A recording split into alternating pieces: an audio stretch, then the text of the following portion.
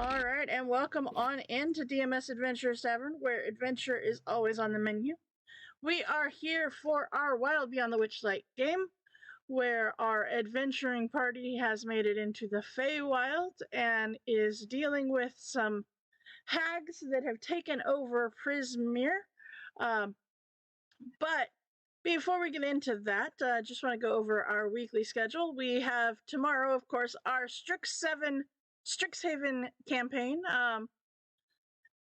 where our adventuring party has gone to college at Strixhaven and is trying to get their bearings while they are studying for some tests and holding down a job and some extracurriculars and some rivalries and some friendships and the whole 9 yards, normal stuff.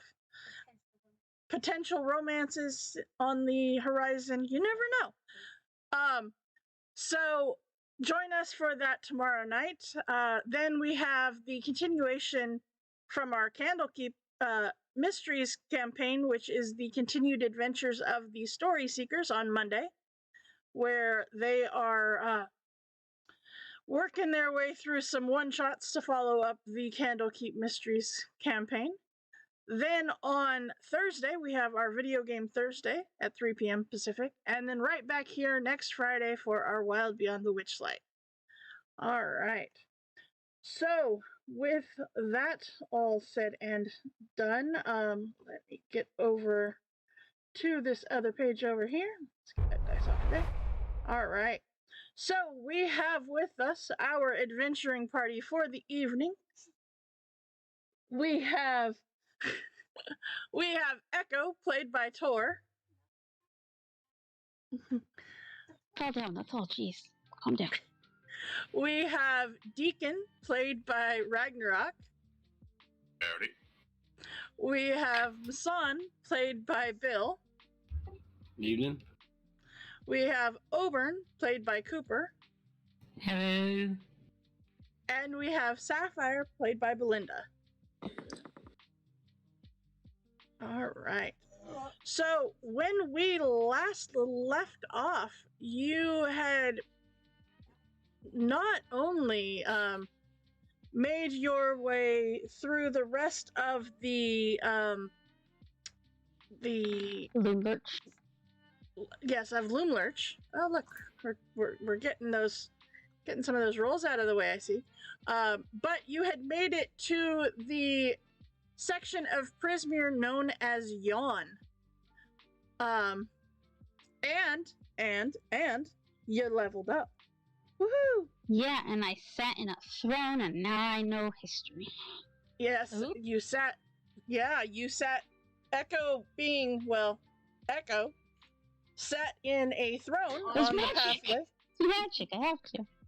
and learned a little. Well, after taking a trance-like trip outside of the planet and into the solar system, as it were, you learned you learned proficiency with history, or at least for the time that you are, here. And I missed the level up, right? Because I wasn't here. You will level up at the end of today's session. I don't need to sleep anymore. Yes. Apparently, you sitting in a throne, learning about history. Now you don't sleep anymore. I mean, My beloved unicorn god gave that gift to me. Thank you very much. Okay. So, yeah. Now, I don't know if the rest of you guys heard what I just heard, but I just heard Echo volunteer for all of the shifts of all of the watches ever. That would be part of the reason I did it. Mm-hmm. Hey, Dylan, you should check Twitch.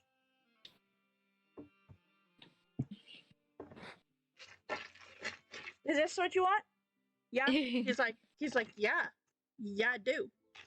As a matter of Twitch fact, needs to have a summary of points so I can see how many treat times I've done. I can do that. 8 bajillion. I would say at least A one lot. per session. Yes, they get at least one treat per session. Yes. Yeah, but I can. That is a thing that yes, we can do. Just not right now in the middle of a stream. But yes. But it's so I important. did find a name for my god the other day. Did you? Is it Jericho? Was it Jericho? Jericho's not a unicorn. That's true. Jericho's not a unicorn. Was it Charlie? Kaiser. What the heck does that say? Avian Sable. Okay. It's fancy. That is very fancy. Fancy. Thank you, fantasynamegenerators.com. Yay!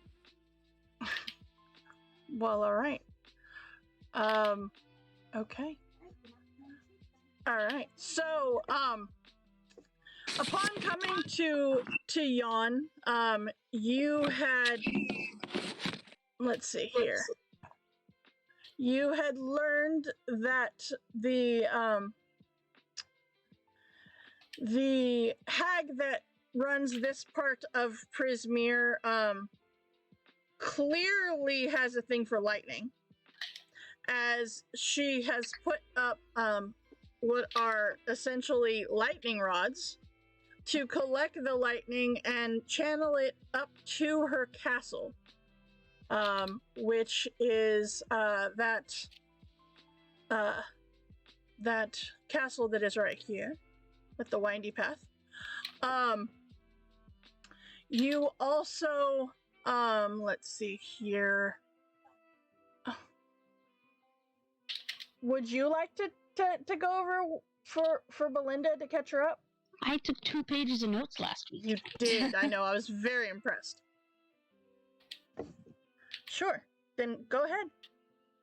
So we cleared out the rest of Limlurch and found some letters and stuff.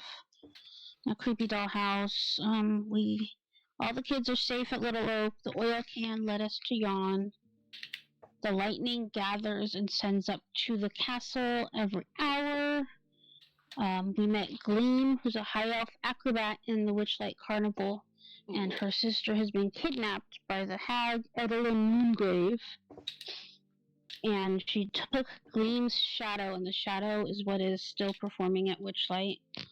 There was a 3-foot-tall dandelion with a rapier called Amador, who's promised to help us since we're helping Gleam. And then there's a honeybee that circles Amador named Pollinella, who will also help us. We have to go with... Oh my gosh. I love it. The rules of hospitality and reciprocity.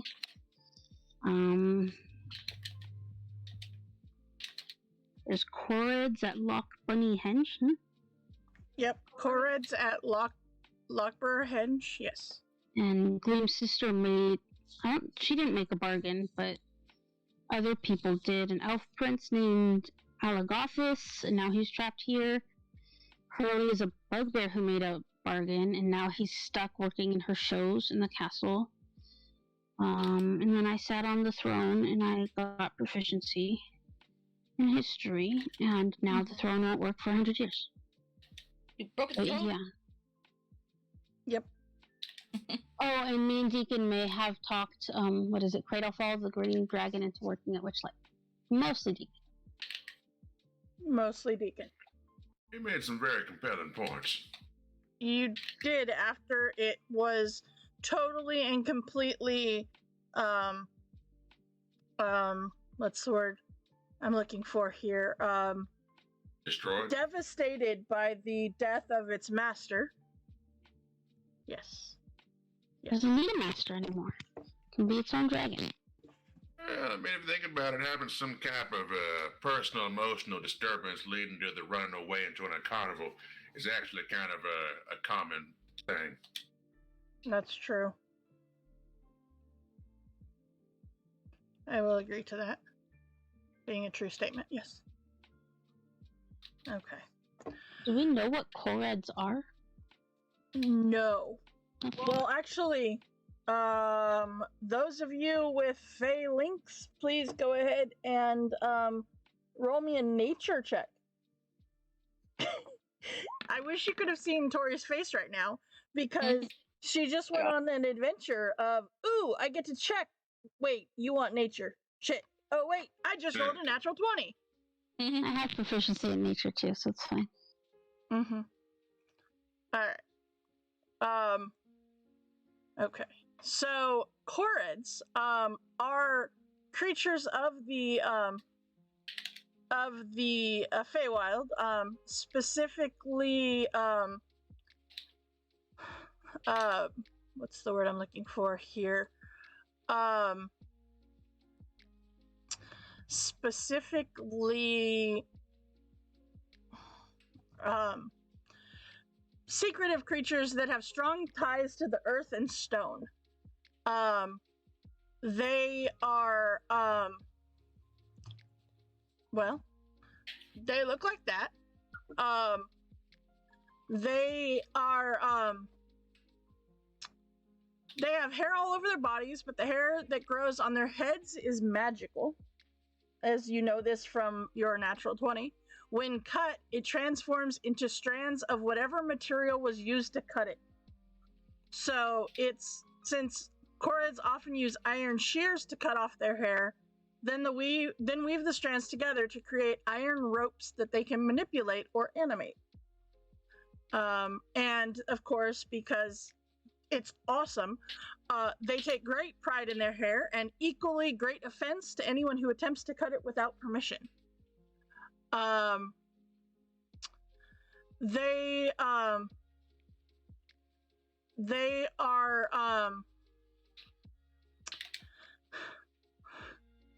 are pretty much well, like a lot of Fey creatures, very aggressive when they feel insulted or are annoyed by the sounds of mining.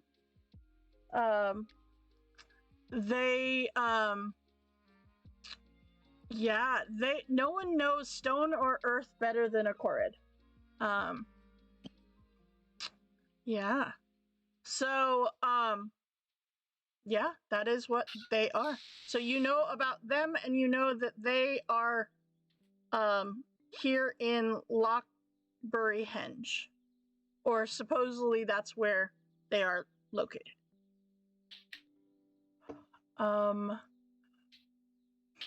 What I do need, though, is I need someone to please roll me a d8.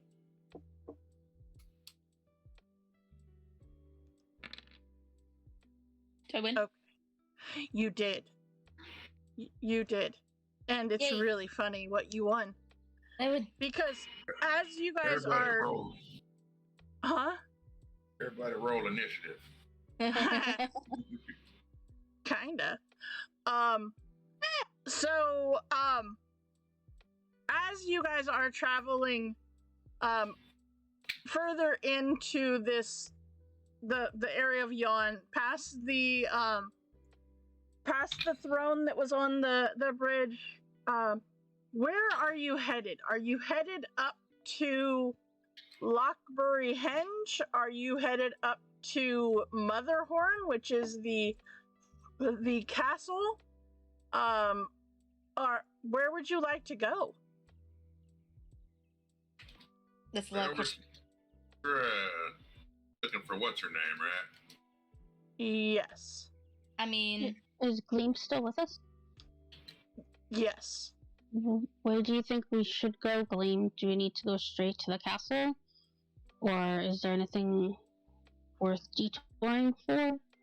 I mean, if it might be worth going and speaking to the Chorids, as they may be allies in helping to deal with the hag, as she is not liked by many of those creatures in this area any more than than by us. As you can see, she hasn't been very kind to the location. It didn't always look like this. That seems to be a continuing theme with these hags. just Yeah. saying. Mm-hmm. So, but if you feel confident in your abilities, we could go straight up to Motherhorn. That is, where I'm sure that's where she has my sister.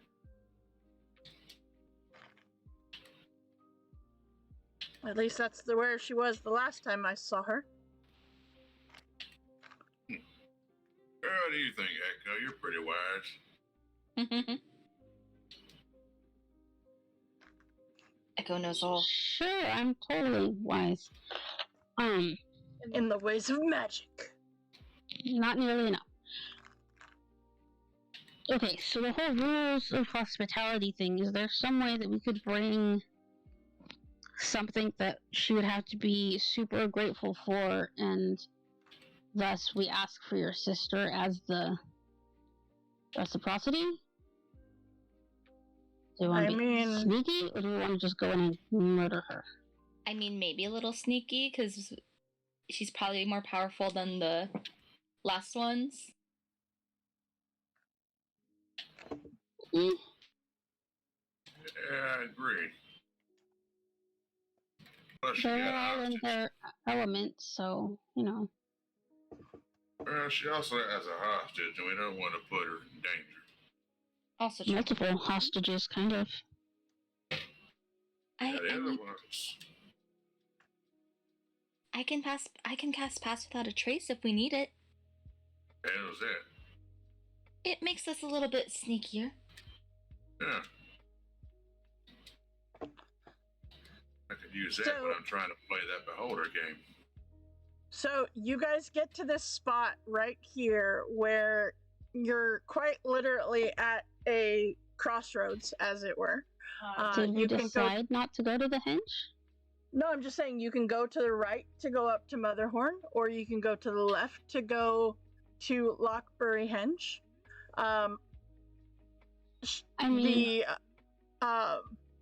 She will also tell you that these are the fake beacons that are right there. Where, if they can get, her and her sister can get back to there, they possibly could get back to the carnival. So, in dealing with the other hags, Bloody Toes was an ally and kind of came in handy. Will of the Feywild was an ally, and he definitely came in handy. So, we have a pretty good track record of working with the people who are subjugated by her and who want to get rid of her. Then,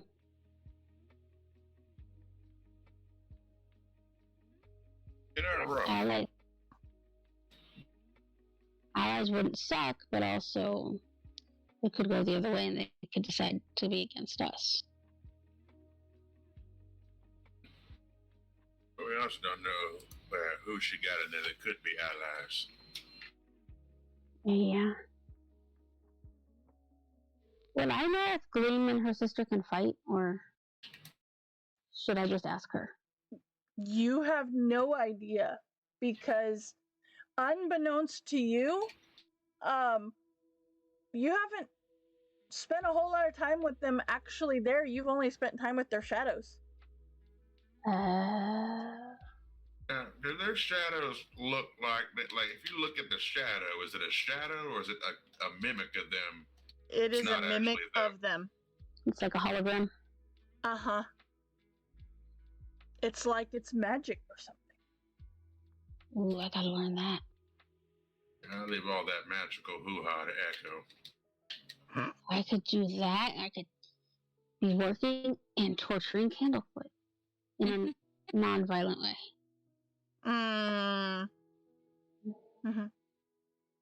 She had that crazy look in her eyes. Of course she is. Give me a perception check.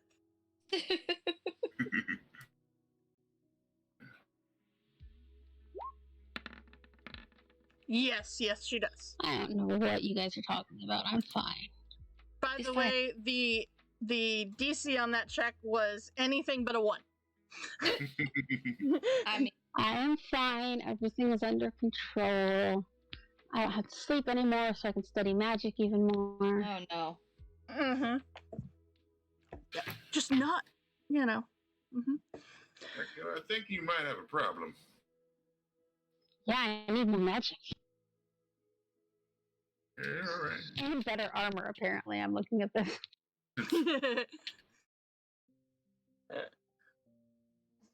Or any armor? I have leather armor. Oh, okay.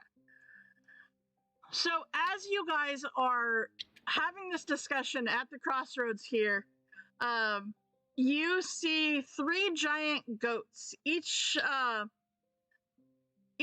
a silvery gray fur, wizened faces, and golden hourglass-shaped pupils. This is bad.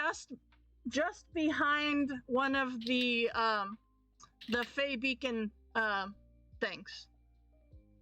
Hourglass. That's their thing. Hourglass Coven. As you spot these goats kind of coming around to the corner, they see you, and the first goat says, "When the moon obstructs the sun, creeping Lynn will come undone." The second one says, "Play to her passions, stay on script. A cat, a horn, or a shadow ripped."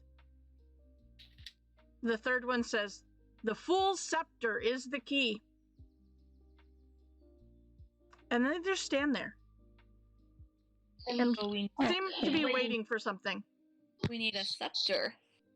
That reminded me that she's afraid her downfall will come during the eclipse, but she thinks since she has Gleam's sister, that won't happen. But it can be symbolic, and also she has like shows at her place, so maybe we go in there pretending to do a play or something and have a symbolic eclipse, and I don't know. By the way, this is Gleam and Glister, the 2 sisters. One wears a sun mask, the other wears a moon mask.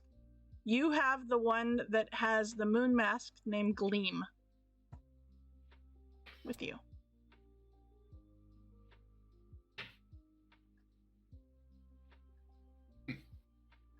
So we need Gleam to stand in front of her sister. Yep. That is what the hag is afraid is going to happen. So Thus she separated them.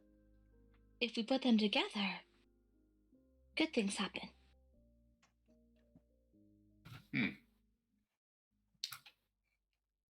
The goats just stand and wait. And it's weird. These are giant goats, and they just spoke to you. Yeah, I mean, we're in the Feywild. That's the weirdest thing we've seen. We saw a dandelion with a sword, you know. That's still with you. He's right there. No offense. What was that talking feller we put in the cage back when we first got here? Sir Tolliver Right, he was The kind of fairy strange. dragon. gave me this cool dagger, though. Now, when you say giant goats, do you mean like giant goats? Mm-hmm. You think we could ride them there? Are they gonna Like take us? large beasts. They are bigger than you are. Yeah. Oh, majestic goats, might you elaborate on your tale? Do go- They Is it repeat the phrases again. Exactly the same phrases. I feel like the last goat got kind of cheated. He has less lines, but you know. So when the moon obstructs the sun, creeping Lynn will come undone. Play to her passions, stay on script. A cat, a horn, or shadow ripped. The fool's scepter is the key. Have we heard or found anything about a scepter? You have not found anything about a scepter. Well, It's perhaps gonna be just one cut- of those things where we gotta leave and double back. Well, what kind of scepter does it say? A fool's scepter. Oh, I thought it was okay. Never mind. doesn't Oh wait, I wouldn't know. But Well, out of character, I was like, doesn't one of the Witchlight guys have a scepter? But then I was like, wait a second, Yes. I've never met them. yes, he does. Yes, he does. but that is not a scepter. That is a, it is a, what is it called? A staff? Baton? No, it is called a vane. V-A-N-E. Oh, like what? He twirls it around and waves it around like a full scepter, but it is actually the Witchlight vane. Full or fool? Fool. F-O-O-L. Mm-hmm. Yeah, we need to find the jester, take his scepter, Or just make a You gotta fake find scepter. borrow it. Just make a fake scepter, because only a fool would use a fake scepter. Mm-hmm. When they're cracking bad jokes holding a scepter. Mm-hmm. Does Gleam know anything about a fool and his scepter?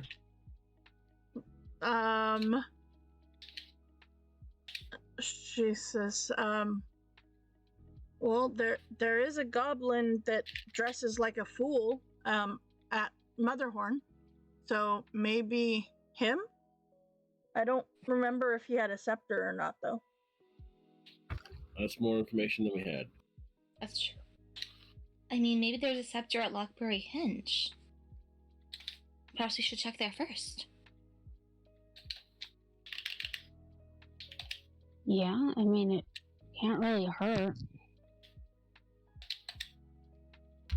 I'm sold. To the structure built by aliens. Aliens? Aliens? Oh yes, yes, they have great anatomy. I was abducted by them once. It was kind of weird. Does she have kind of a crazy look in her eye? Give me a perception check. I'll make my own Checking our as well. crazies. By the way, completely out of character. Yesterday we were watching Critical Role, and there was a role that Matt asked for, and I went, look, he's playing my game. He's playing the just don't roll a 1. Yeah, he even said it. It's like, just don't roll a 1, guys. I always roll 1s, though. I have a little bit of a. I was like, hey, he's playing my game. I mean, to be fair, Sapphire always has a crazy look in her eyes, so you can't really tell. I mean, yeah. It's might be a tad crazier than normal, but it's about the same as she usually talks about anatomy and stuff. So, I mean, there's that. Technically, Sapphire is an alien to the Feywild. That is true. But boom. Not a joke. It's the truth. Mind blown. Mind blown. Yes. I continue as we're walking. I continue to tell them, "Oh yes, they have these metal discs that they fly in. You know, it's almost like magic, but it's not magic because it doesn't have. I used the tech magic and it wasn't magic, but it worked like magic. They called it science." I'm gonna stand close to Echo, kind of in between her and the crazy girl here. That's fair. That works, because I was just going to lean over and whisper, it was just 5 kobolds in a trench coat. No, but they looked like kobolds. No, they were Korrids. There was 5 Korrids in a trench coat. How about it was 5 of each with a Korrid on the bottom and a kobold on the top?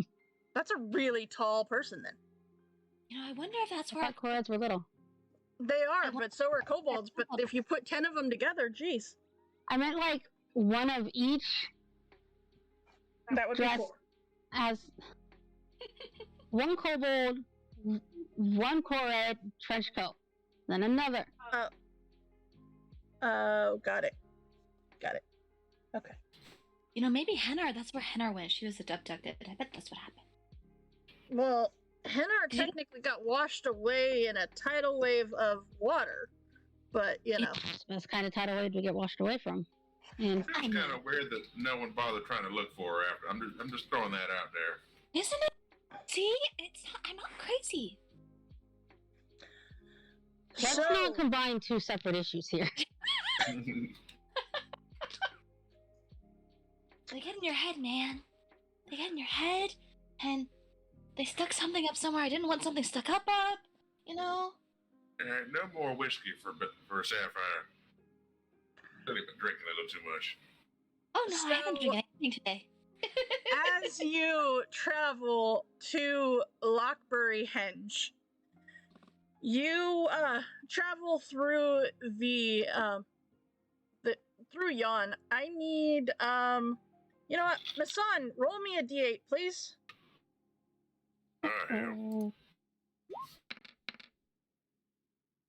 Okay. Awesome. I like that you guys just keep rolling ones. All right. You gotta get it out of the way now, I guess. Right. All right. Better Okay. now than on a save. So as you are traveling, everybody give me a perception check, please. The goats are following us. Are they following us? No. Oh, hell. I'm too You busy guys are talking doing about great. I'm too busy talking about aliens. All right, Cooper. It's up to you. Come on. Save us. Well, Masan's got nope. Okay.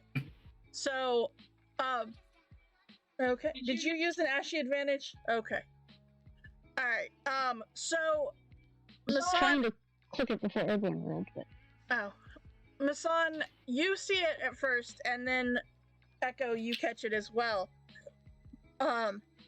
You see a what looks to be a goblin child in overalls flying a kite on a plateau. This kite has quite the hideous face stitched over its diamond-shaped frame, and seems to be crackling in the wind. There is a 40-foot long string with 5 blue bows tied along its length at 8-foot intervals, starting about 5 feet from the goblin child and ending about 5 feet from the kite. does it look electrified? Not yet. Is his name Benjamin Franklin? Do you want to go up and talk to them? His name Frenchman Benjamin. Do you want to go ask them? Sure. Yeah. Let's go ask him why he's Okay. flying a kite. Okay. As you approach, and the goblin seems to catch sight of you, you hear them first in Goblin, and then does anybody speak Goblin? Actually, I don't think so. No. I speak Celestial and Sylvan. okay. Nope. Not seeing any response, they switch to Common, and you hear, my arms are so sore, I don't want to fly this kite anymore. But if I let go of this string, Creepy Lynn says I'll become an old thing. The curse comes from those 5 blue bows, but they won't come off while the wind blows. Hey, if one more person starts rhyming, I'm gonna cut something. Maybe a bow. Can I fly up to one of the bows? Sure. Is it magical? Do you have Detect Magic up? Yes. Yes. You ever not have Detect Magic up? No. The bows are not magical. The kite is. Does it look like it's charged with lightning right now? No. So I'm gonna fly back down and ask it, okay, what happens if you lose the kite? She says she'll make me an old thing.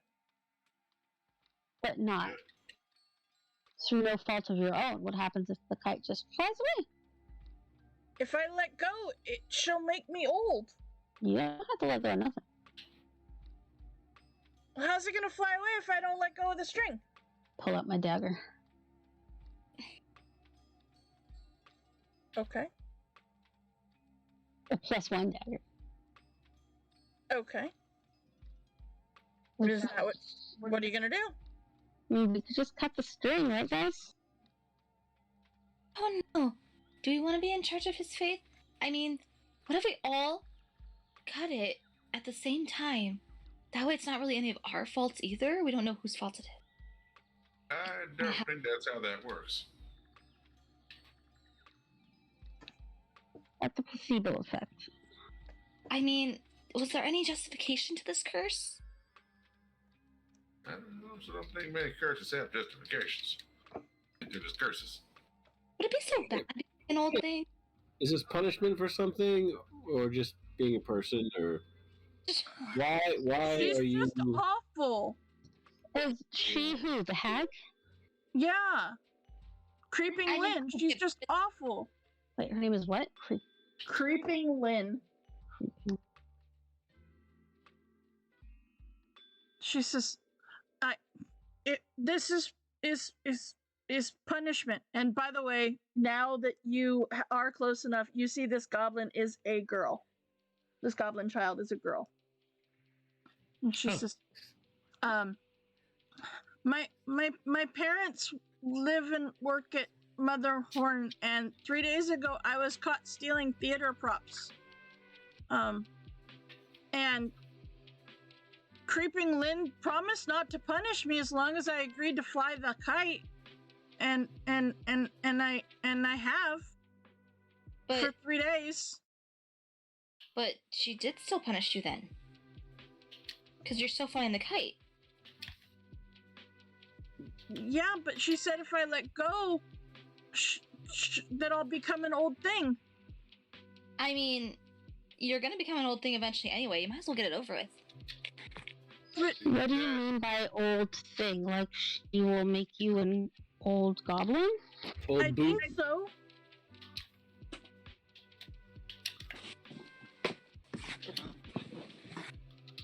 Do I know how long goblins live? Not particularly long. No, give me a nature check.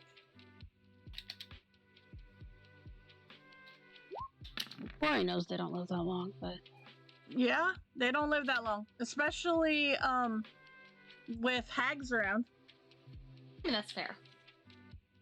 I mean, I feel like their lifespan is affected by adventurers killing them, though. Let's be honest. That's true. The average is you're gonna go. What is your name, by the way?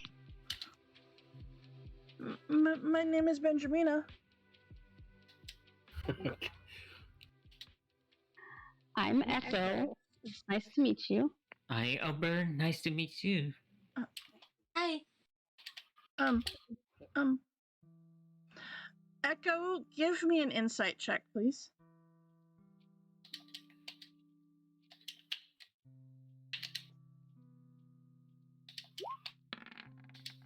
Okay. Just you looked a little suspicious in that look you just shot me on believing if that was her actual name or not. What did you steal? Just out of curiosity. Theater props. What? Did you Like, have to still stuff? more specifically? I just wanted to I just wanted a new costume. But there was this really cool like mask thing and outfit, and I tried to steal that, but I got caught. Are you in the show?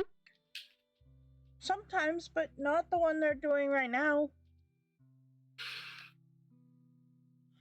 Oh, my arms are getting tired.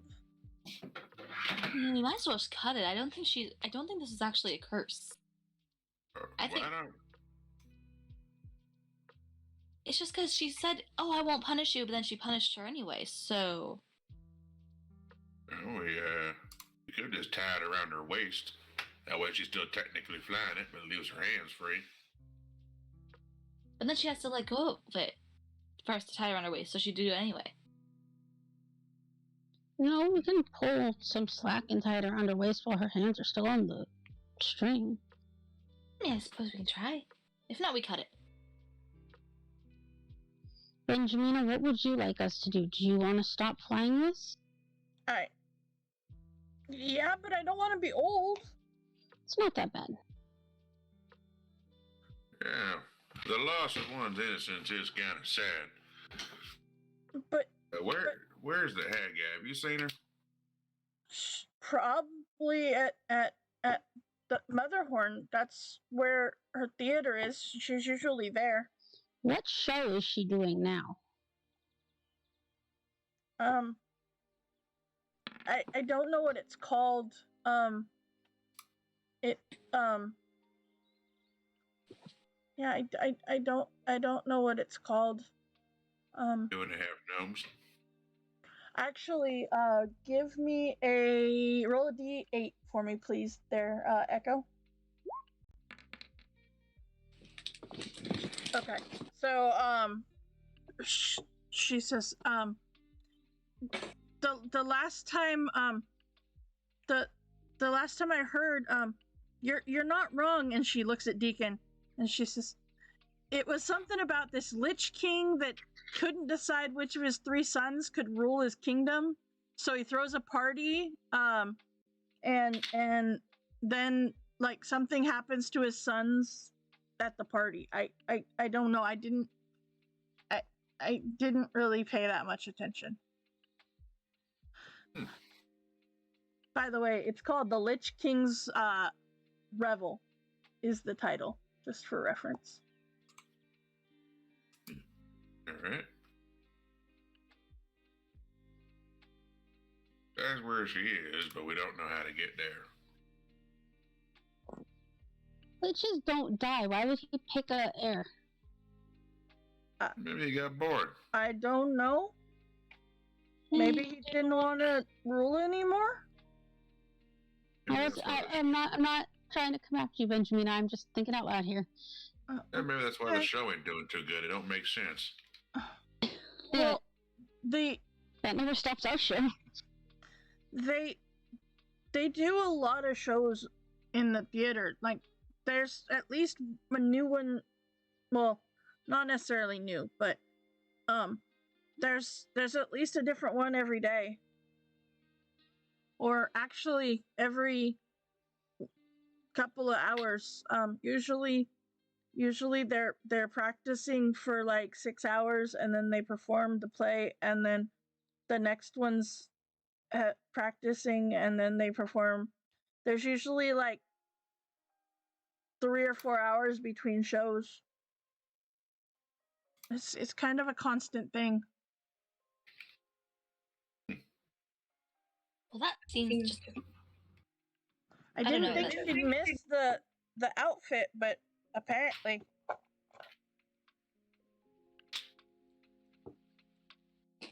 think it might have been more the principle that mattered than anything. It wasn't so much the outfit.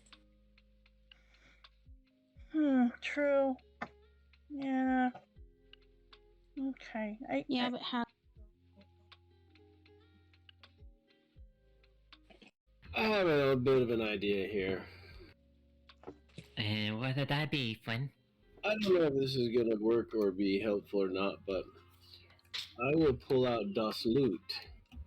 Oh. And I will play a little tune and cast Protection from Evil and Good. Ooh. Okay. Perhaps that will block any sort of weirdness from the kite. Or at least help. I'm not sure. Okay. You have Alright. to keep in mind that the hag is evil and has been torturing people and stealing important things from people all this time. It's completely changed the landscape here, so I don't really feel like taking her side on somebody taking an outfit. She stole Gleam's sister. True. I thought we were just gonna kill her. Masan, you cast Protection of Evil and Good.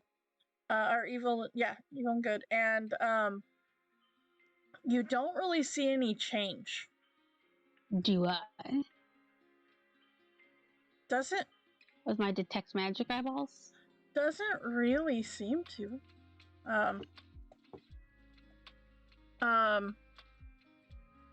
Let's see. I just want to make I don't sure know if it that really I'm works. remembering what it does. Now that isn't Which creature are you protecting her against? Aberrations, celestials, elementals, fae, fiend, or undead? do hags qualify as fae or aberrations? So I figured they were Fey because we were in Feywilds, but that was my intentions anyway. Okay. Can for history or nature? What's Sure.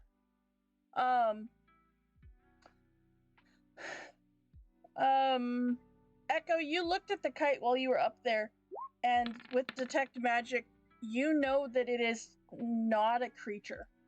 It is a construct. Apparently the kite's a construct. So we could talk to the kite theoretically. theoretically? Yes, maybe.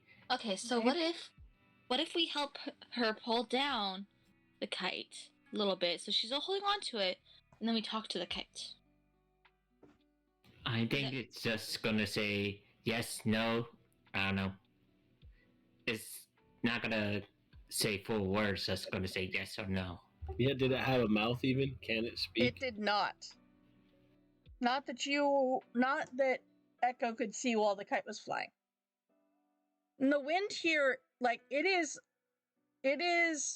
unnaturally windy in this spot where you guys are.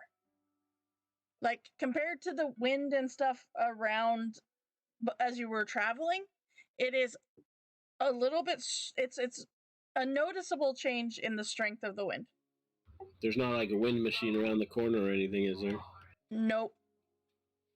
Has the kite done anything? The time that you've been holding it, is it collecting energy? Is it doing No, it's just anything? been flying around. I don't know why she wanted me to be right here and hold it, but I figured that it's what she said, and so that's what I did.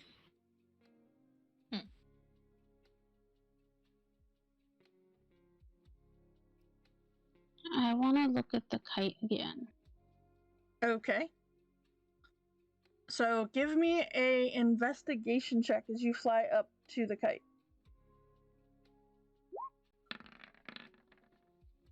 It's a triangled kite. You said it was diamond. Or diamond kite. It is got a really long string. It's very windy up here, and you're kind of struggling a little bit.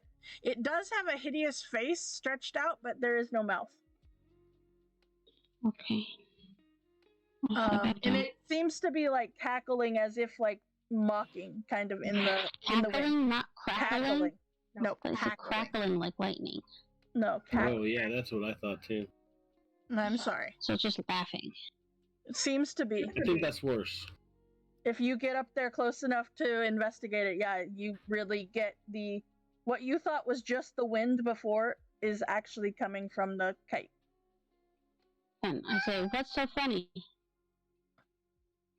No response. Just keeps going.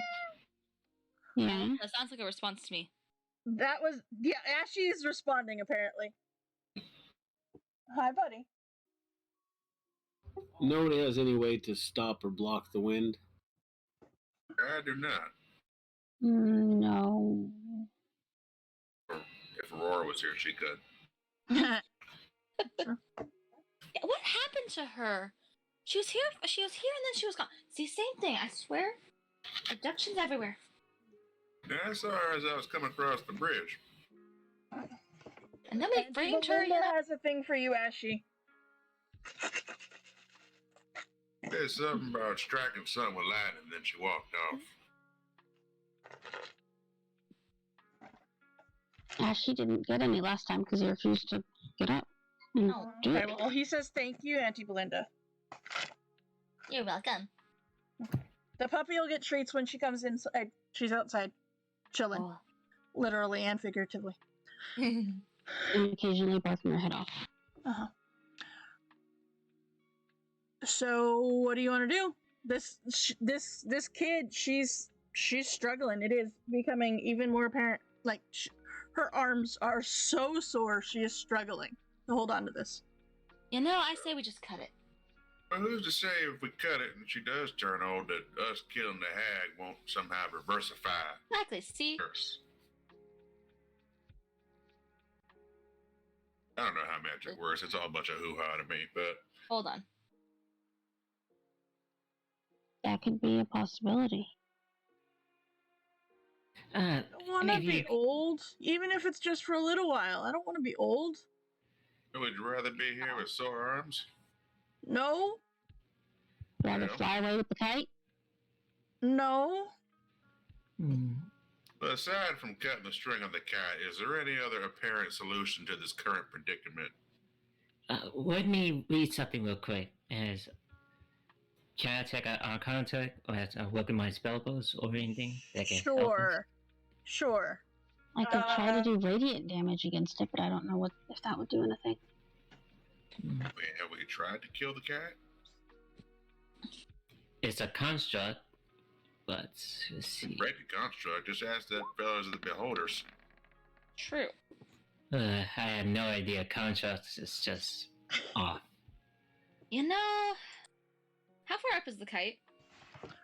The string is 40 feet long from the bottom of the kite to her hands.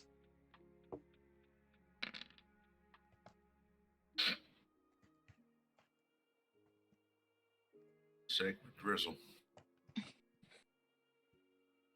Okay.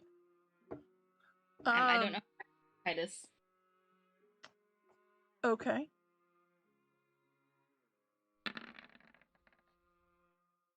Somewhat dexterous, apparently. Mm-hmm. It is a floating cat. It is a floating kite. And it's very windy. Benjamina, you said the bows did something? That's what she said. I'm gonna go and use my mage hand and untie the bows. Okay. Give me, like, how close are you getting to? So the bows are at 8-foot intervals, starting 5 feet from the girl and ending 5 feet from the kite. So your mage hand can go up to 30 feet away from you. Yeah. So you could. It'd just be like 10 feet up and do it. Okay. All right. Give me a just give me one dexterity check to see how well you're flying while you're in this windstorm, as it were. Okay. All right. That dice looks cocked on the screen, but that's weird.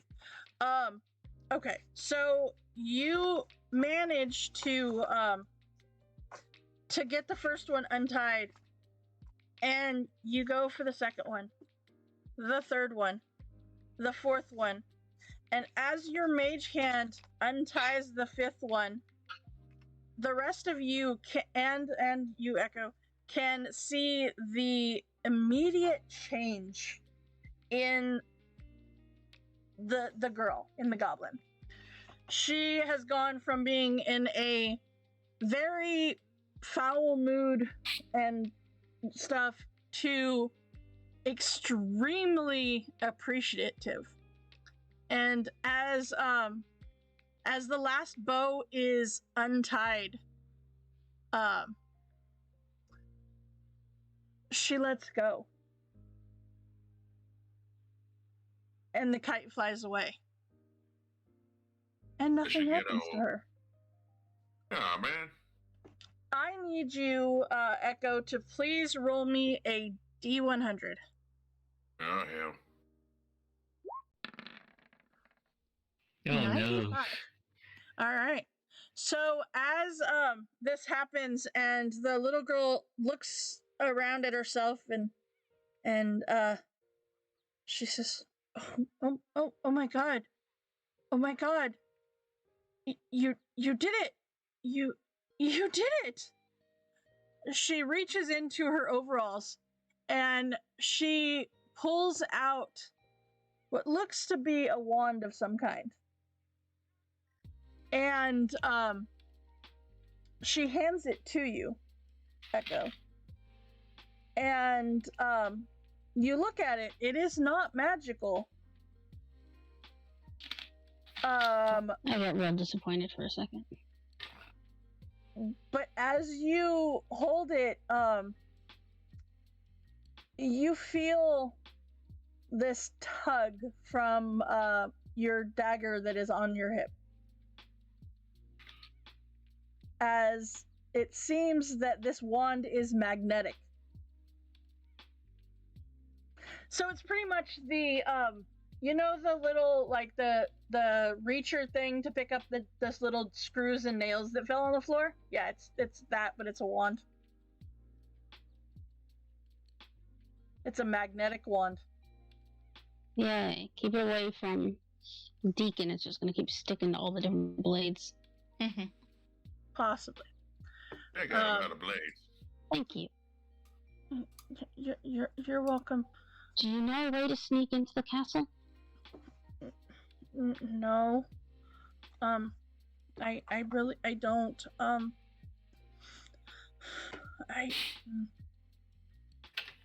sorry. I wish I did. Are there ever any people who come from outside to bring her shows, or is it all with people who are already there? No, sometimes new performers come. Sometimes. Yeah, sometimes it's troops, sometimes it's just individuals.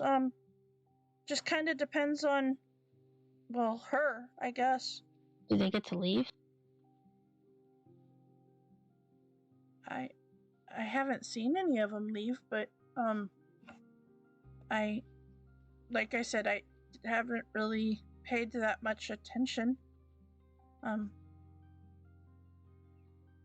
I don't know.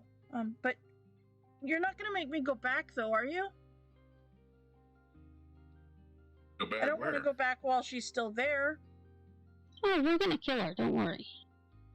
And then and then your parents will be free too, I'm guessing. Well, do I have to go back now, though? I know that there's like this small cave that's over here that that I could hide in until you guys do kill her.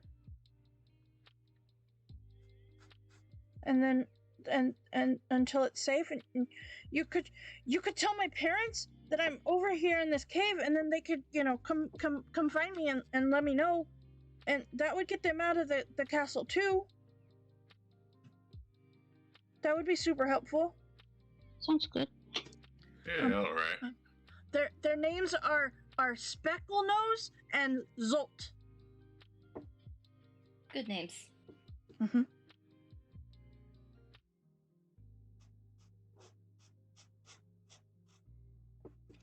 Yeah, well, we better get going then. Okay, thank you. And as you go to walk away, she digs another thing out of her pocket of her overalls and tosses it at you, Echo. And it is about the size of a plum. It's a piece of coal. Give me an investigation check, please.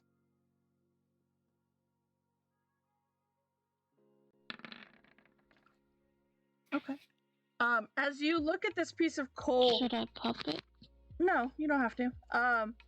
You notice that it has numbers on the sides. And there's a lot of sides to this thing.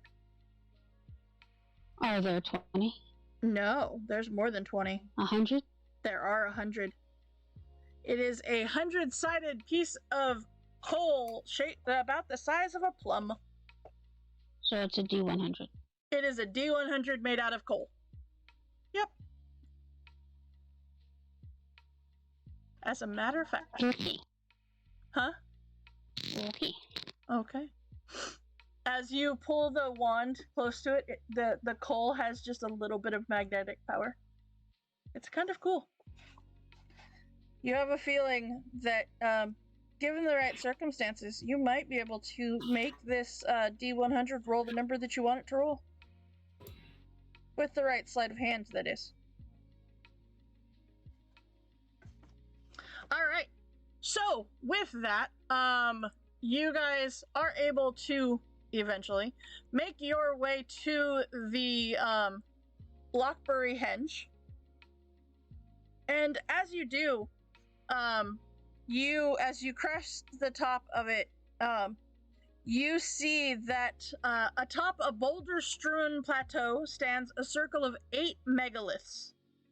In the center of the henge is a small checkered game board with a stone playing pieces resting on the ground near the dying embers of a campfire. Everybody give me a perception check, please. Good job, Deacon. What I rolled last time. It is what you rolled last time. We are killing it. You guys are so killing it. So killing it. Susan? Uh-huh. If I noticed all this right there, just looking around like that. Sure. I'm going to, like, tap my head and just a little, You're gonna enhance your ability? Okay. Yep. Okay. Yeah, Ragnarok, I don't know if firing the dice are gonna help, but apparently the dice gods are not working in your favor today. Apparently not. No. They've been given 2 treat times even. Yeah.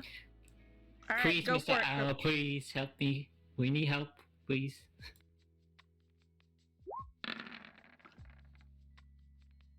Oh.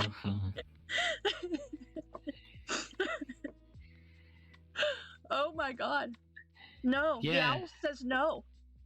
Mm-mm. Can I ask the pup for help? You can ask the pup for help. Yes, you can.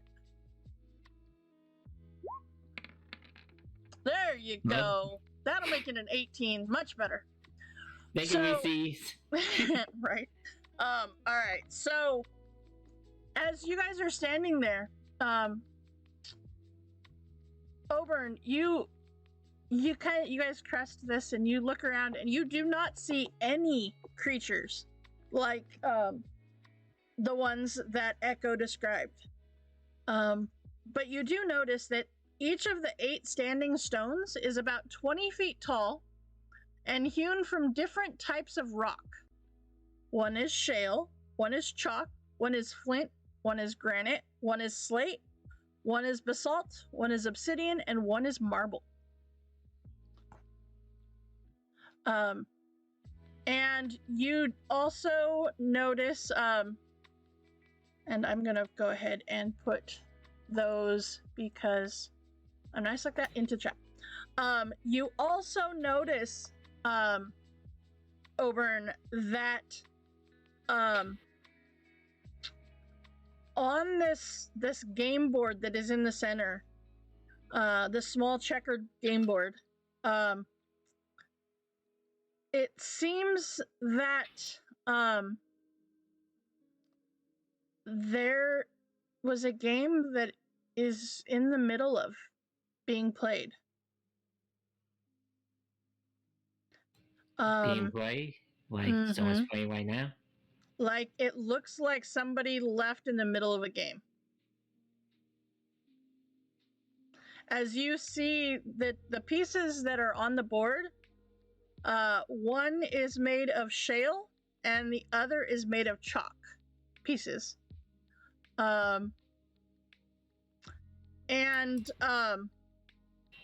You see that it depicts, like, the game board depicts a game in progress. 2 sets of playing pieces are sculpted in the form of tiny chorids, cloven-hooved creatures with the wild beards and hair.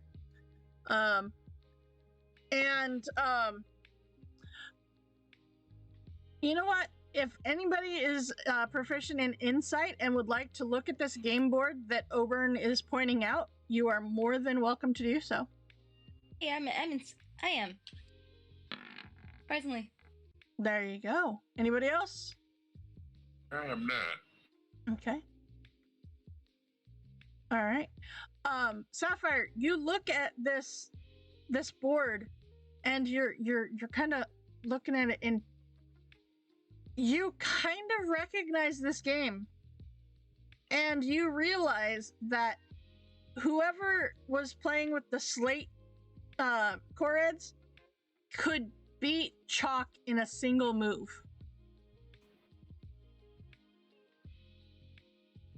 So it seems that this game was abandoned with only one move left. I want to make that. Do you make it? Yes, I make that move.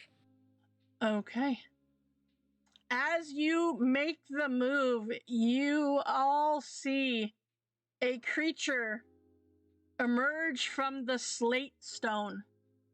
As you see a Korrig wearing a crown emerge from her stone, laughing and cheering.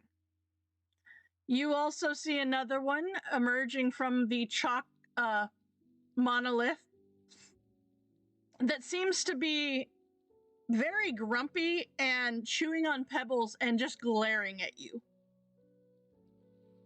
I won. I think. Did I win? Or did you win? I point to the person smiling. Or did we both win? Was this a team sport? She was the looks lady at you. Which material? The slate is the queen. And she says, well, actually, what languages do you speak? I speak Dwarvish, Primordial, and Common. Okay. So at first she speaks a language that that nobody speaks Terran, right? Okay. She speaks, she says something in a language you don't understand, but then switches and kind of goes through a couple of options before landing on Dwarvish. And she says, "Yes, you helped me. You yes, I was been waiting to make that move, but we saw that you were coming, so we hid in the stone. But you you did it. You did it. I win again. Haha." As she looks over at the chalk Korred, and the queen says, I am queen of the Korreds. My name is Argantial. I am the queen here. What brings you to the Blockbury Henge? I translate this to the rest of the group. Well, I know we were looking for staff.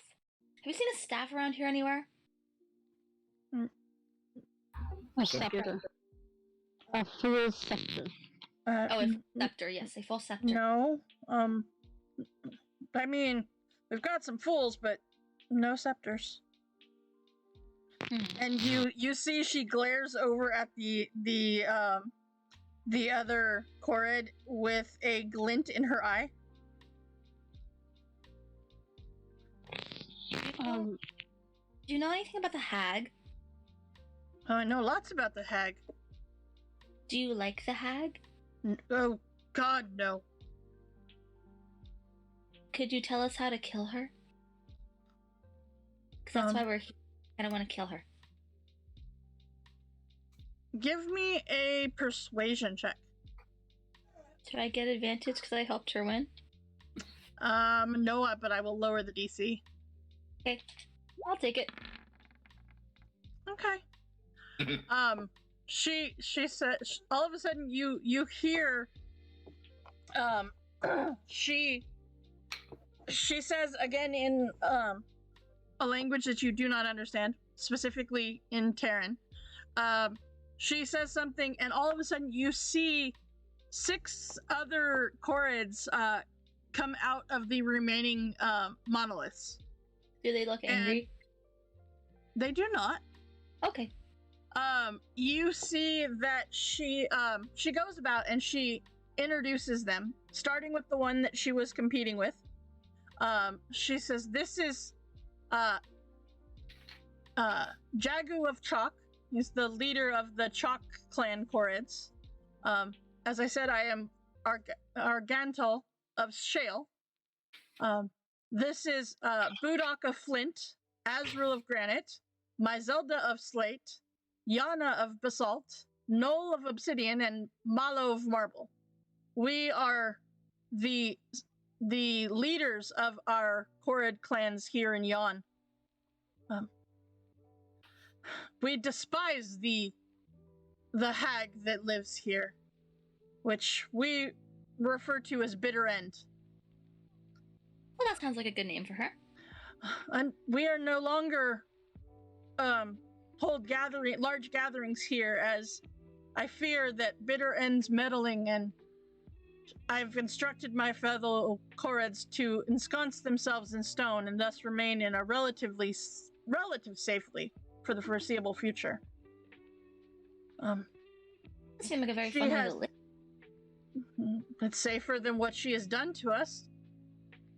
And you notice that of all of the Chorids here, the queen's hair is shorter than anybody else's.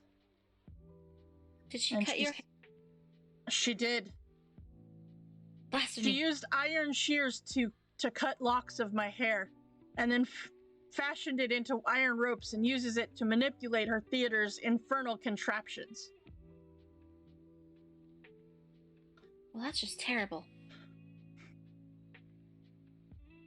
It's true. But I do want to say you need to be careful of the contraption that she calls the Ori of Tragedies, as Bitter End uses it to glimpse all possible futures. And supposedly that's where the power from these copper rods goes to channel it into that device. So if we destroy the copper rods, her device won't work. I mean, perhaps we've tried before, but they are very strong. Wouldn't that already kind of imply she knows we're coming?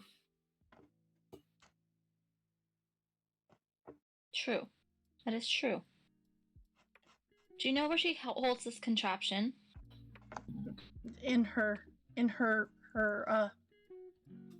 house. I don't know how often these three hags talk to each other, so there's the potential that not having heard from the other two wouldn't be cause for alarm. Well, but if she can see the future, she already knows we're coming. And she would have known they're dead. Yeah. I do think there might be something, though, on getting rid of these rods. They seem to be the source of her power.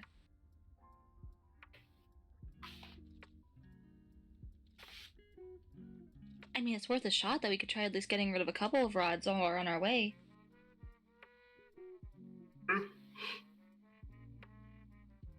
No, you are right. We could give it a try. If it's on the way, you know. Do you have any other advice, Your Majesty? While this is happening, all of a sudden you see all of the Chorids start grinding their teeth and stamping their hooves as the faint sound of pickaxes tapping on stone is carried to them on the wind. The queen runs over to a boulder, picks it up, and hurls it up 100 feet in the direction of the noise while she screams, "Death to the Brignocks!" And a peal of thunder accompanies the display. And she is throwing it this direction.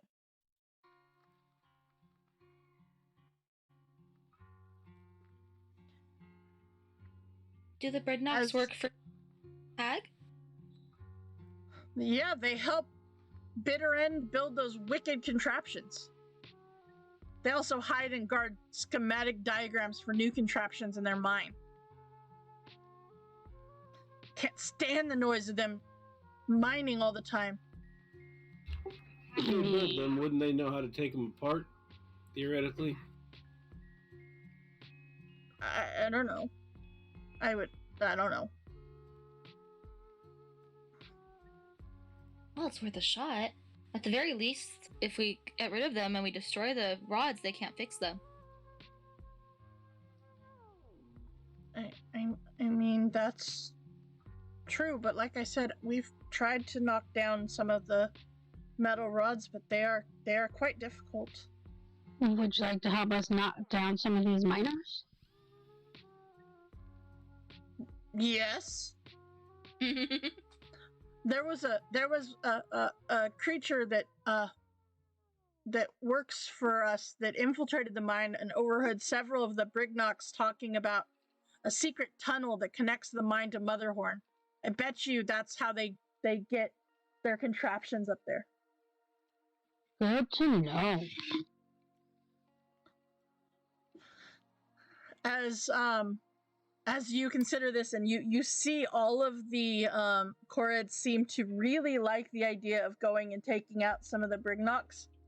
The noise of the mining soon passes, and the queen becomes elated at the prospect of this idea, drumming her hooves on the ground, and begins the first Korrid ceremonial dance since the rise of the Hourglass Coven. And you see two of them drum on boulders as the others stomp their feet and jump around. What you didn't notice during this time was this gentle rain that had started to fall. And as this dance starts, the rain seems to abate and the sky actually seems to light a little bit. With wild grins and wilder hair, the dancing Korrids beckon you to join them. Well, of course I join them. I start doing what they're doing. Give me, and this is your choice, either athletics or performance check. Oh god, I have -1 to performance, so we're gonna go with athletics, girl. I don't know why I clicked on perception. I want to join in too. Okay. I was going to join in musically, not so much dancing. Okay, but still a performance check then. Okay. Alright. And Deacon doesn't dance. No, Deacon doesn't dance. I noticed that him. I'm not Okay. sure Agony must help. It's not so much a help, it's just a celebration at the idea of dealing with these Brignocks and It's a putting prep rally to get jazzed up for murder. Yeah. Yay! Yeah, Very- exactly. So Are you sure? I'm really not that good. it's up to you, Oberon. You could just like clap along or something. Yeah, I'll do that. I'll just crack on. Okay. I guess performance. Yep, performance. Ooh, no advantage. So 8. Okay. All right. Okay. So with all of this going on, yeah, you see Sapphire and Oberon kind of out of their element, but Echo, you and Masan, you are in it. Echo, you're, flying through these guys and you're, just high fives. Agitating sparks and such. Yeah, you are just, this is your element. And in doing so, Masan and Echo, you have successfully done this, and you are taught a special jig, which, when performed as an action, allows you to manipulate any Korrid hair you find in Motherhorn as if using the Korrid's command hair trait. In other words, that means that, so their command hair trait allows them to move up to 20 feet and entangle a large or smaller creature that the Korrid can see. And this, literally, you become grappled by the rope. Also, the rope actually has an armor class and everything. So it's a pretty cool feature. So we could potentially tell the ropes that are working her machine, just fall apart, just jump. Uh-huh. Pretty much. But you have to dance a jig to do it. Uh-huh. Yep. Okay. Yep. So, yeah. But yeah, you are aware how to do this. So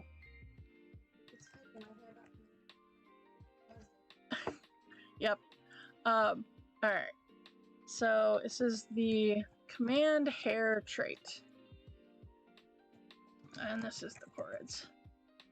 All right, I'm gonna go ahead and I made a handout for you with the Thank you. actual trait.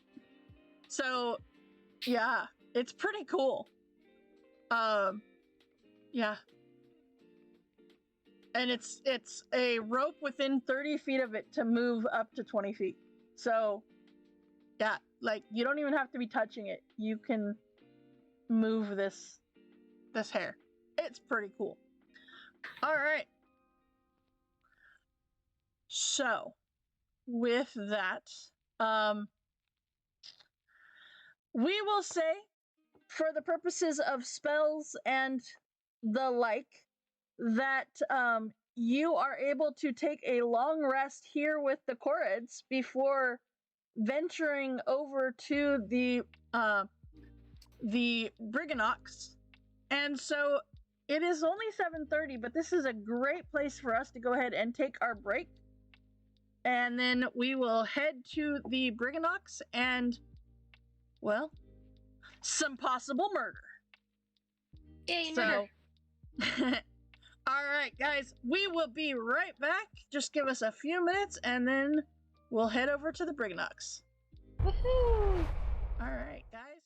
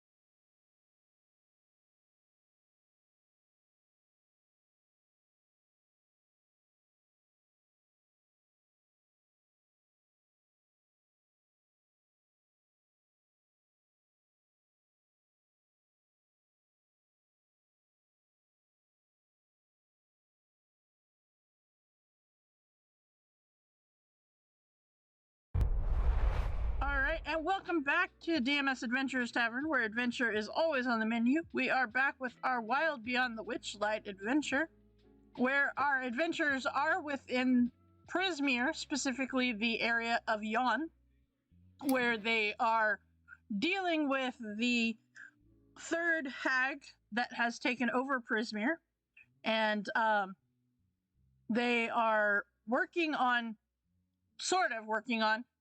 finding some allies to help in the taking out of the hag that resides at Motherhorn up there. But right now you had been at the Blockbury Henge, where you met some Koreds, specifically the queen of the Koreds, and as well as the other leaders. And you had talked about going and dealing with these pickaxe wielding Briganox that seem to be annoying the crap out of the Koreds. And so the Koreds tell you that in one of the ways that they retaliate against the Briganox is they make statues of themselves and leave them outside the entrance to the Briganox mine. See, Deacon, it is a viable way to mess with someone. Yeah, Hit me for all the foot statues. I didn't yell at you. I'm just saying, sooner or later, he's gonna figure out you're the one doing it. No, I just ate the rice. Yeah, he can come at me. I'll take him out. First, freaking Candlefoot. So with that, you are you proceed to spend what is technically the night with the Koreds, and get a long rest before heading over to the Briganock mine. Now, the next morning, you get up. Because it is a Start making Feywild, the so coffee. We lost our water heater. you did lose your water heater. You have fire, though. There was a fire pit on the top of Blockbury Henge. I know, I'm just saying, we have this whole system worked out, now it's falling apart. Mm-hmm.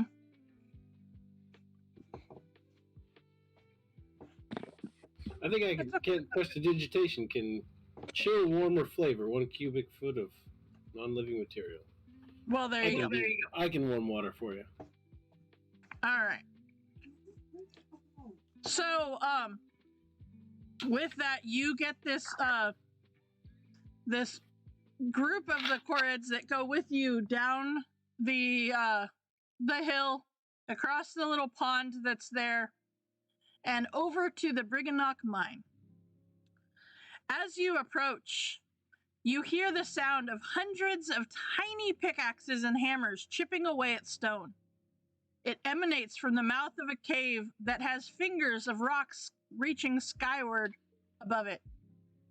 Statues of irate, hairy creatures with cloven hooves are positioned so that they lean against trees and peer over boulders, all staring balefully at the cave entrance.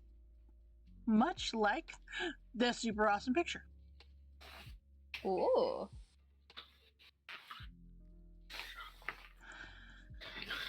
So, this is the entrance to the cave. And the Koreds tell you that they place these statues here to irritate and frighten and even intimidate the Briganox. Yeah. Mm-hmm. Yes, says, this way it looks like we're always watching them. So, if you would like, you can step inside the mine. The Briganox are kind of hesitant, or not the Briganox, the Koreds are kind of hesitant to step into the mine, because it's even louder here with the pickaxes, and that sound just drives them crazy. How about you keep watch up here and make sure nothing comes in after us? You can pretend to be statues, and if somebody comes up, you blink at them real slow, and then they'll question whether they're all statues or if they're really, really real. Ooh, Oh, that's a good idea. I like it. I mean, I like it too. Okay, that sounds like a great idea. and maybe some of your Okay.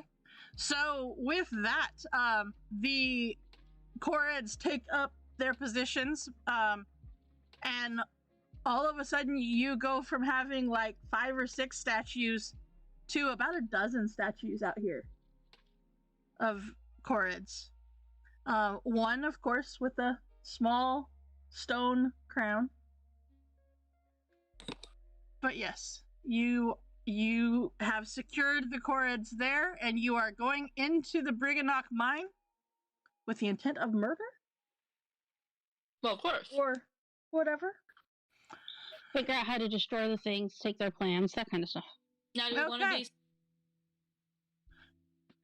What was that? Do we want to be sneaky? I don't know. Do you? Because I mean, I mean, yeah, we could try.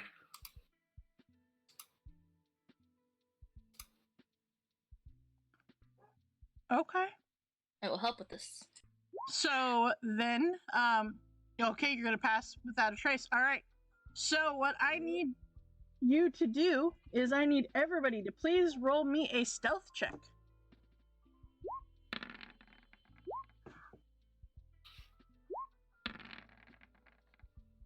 Perfect. I like it. Mm-hmm. I like it a lot. As well, 12s. Uh-huh. Yep. I like it I'm a not- lot. I like that 12 is the highest number that you guys have. Technically, Because it's that 20 makes them 22, but it also makes Sapphires a 13. We should really make a global modifier or something that makes that be plus 10. That'd be good. That'd be amazing. Yeah, right? That should, I think there is one. I yeah, think. yeah, there should be. All right, so as you enter into this cave, as soon as you step in, the tapping noise and the sound of pickaxes stops. It's Crap. crazy because it has stopped completely. And you see a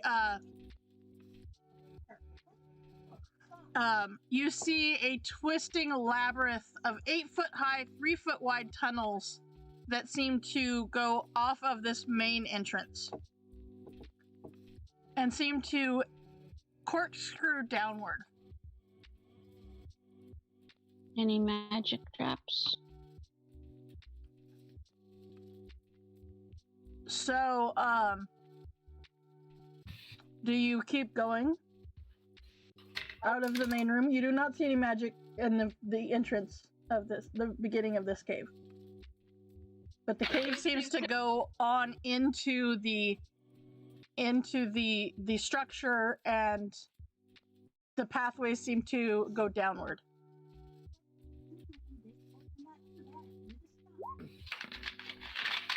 Okay.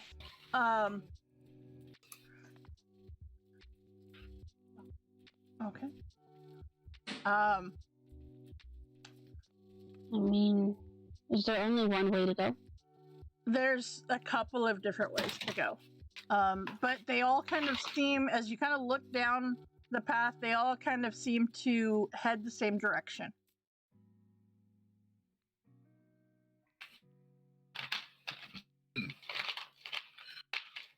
And it is completely silent.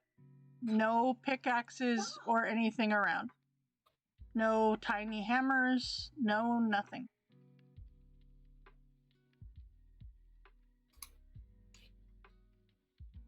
Hell, kind of eerily quiet down here. Okay. Hang on 1 second, guys. I'll be right back.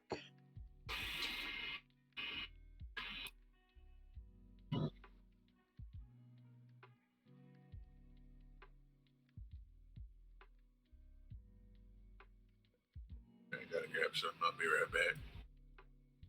Clank, clank, clank. Oh, I miss being a druid.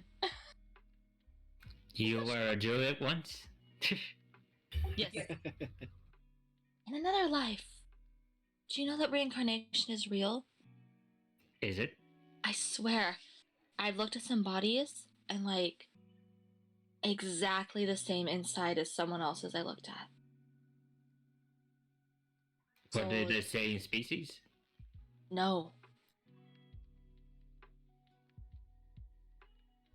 Something about it, their soul. Because you know your soul, it's a physical object. It's not just spiritual, it's there. I've collected a few souls in my time.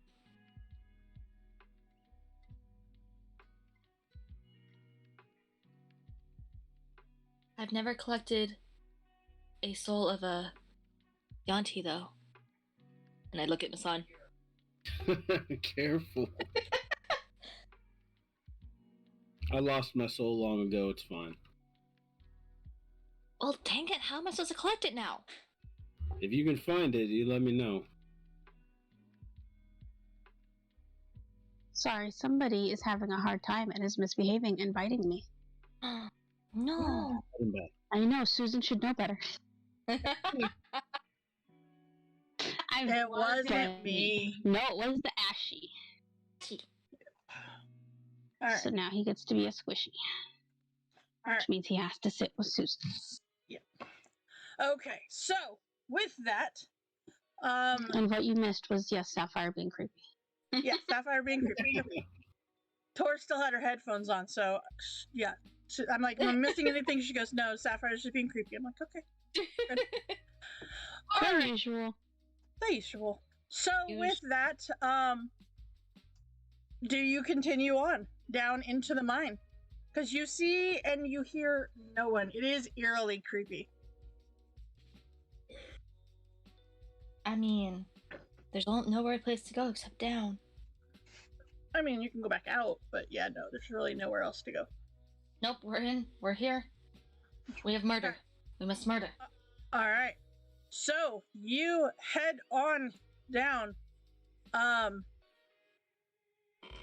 And as you go down this tunnel, it's 8 foot high, 3 foot wide tunnels that corkscrew downward further into the ground. And as you get about 3 or 4 minutes in, it's still really quiet. It's really eerie. And after about 10 minutes of navigating this mine, all of a sudden, it starts again. And you hear the sound of pickaxes. You hear the sound of the little hammers. Almost beating, almost in a rhythmic manner. And I need everybody to please give me a Constitution saving throw. Oh man. It is not something that you see is happening. Oh, good job, Echo. Good job, Deacon. It was almost really bad. It was almost really bad. I come from hardy folk. All right. Let's see here.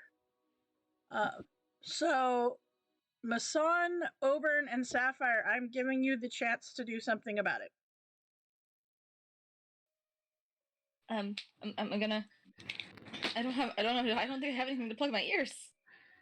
I mean. Oh, why? I have a candle.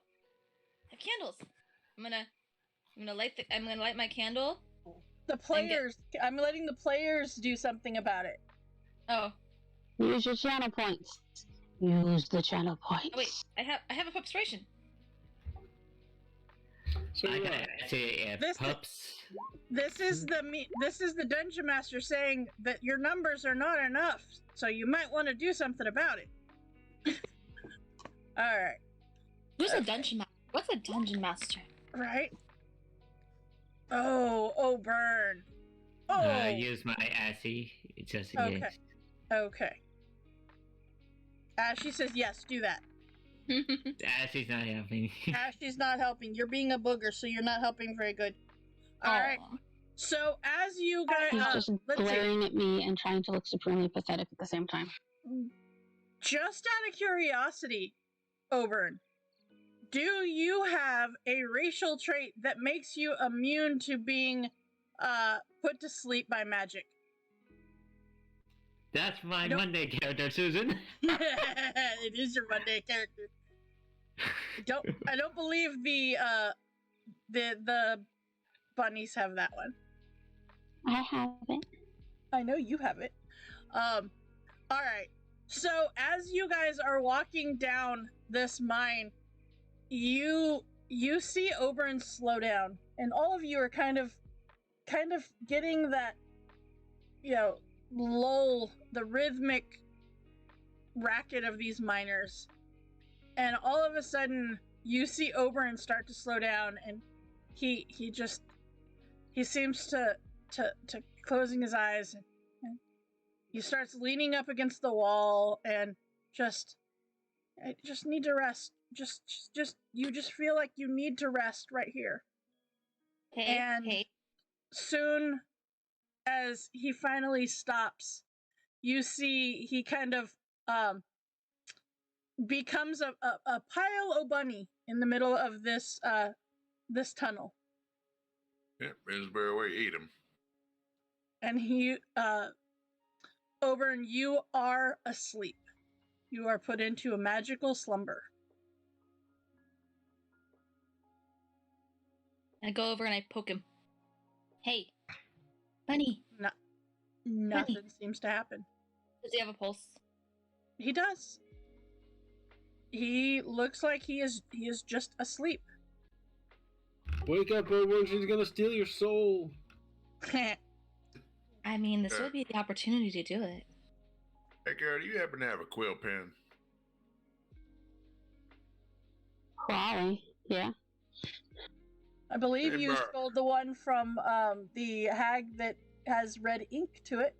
Oh, yeah. No, wait. One of you did. No, yeah. I'm just confused with Saturday. It's fine. Hey, let me borrow that a second, will you? Sure. Oh boy. Yeah. Let's see here. World of possibilities. So you need whipped cream and a bowl of warm water? Now, let's see here. That'd be funny. It's better than tar and feather, I guess. What are you gonna do, Deacon? I'm gonna draw a large carrot on his head. On his face. Oh. Okay. A carrot. A carrot. A red carrot on your face. I know, but as you're drawing it, it's red. And then it dries to sepia. It was very specific. Deacon, don't draw the mirepoix you want to use to cook him on him. I'm gonna draw a couple taters on his other cheek. Don't write on his butt. So as you finish your art piece on Oberon, everybody give me a perception check except Oberon. When I get the quill back, I want to try and tickle Oberon's nose to see if he'll wake up. Okay. No. I'm preoccupied. I know, I'm just saying that was a bad roll. No. Yeah. Sapphire. I'm aware it's a bad roll, darling. Yep, I was like, perception. I have not rolled above a 5 on a single perception check tonight. There you go. Look at that. We got red and we got green. All right. So, Mason and Sapphire, as you see Deacon and Echo over there next to Oberon, you catch a sound coming from farther in on the tunnel. And just as you're about to turn and say something to your other party members, you see 8 of these mouse-like creatures. They're mouse-sized creatures. Pushing tiny wheelbarrows that contain ropes and pittance. And this is what they look like. Terrible. Too bad we have to murder them. As they see you are still awake, they look surprised, and you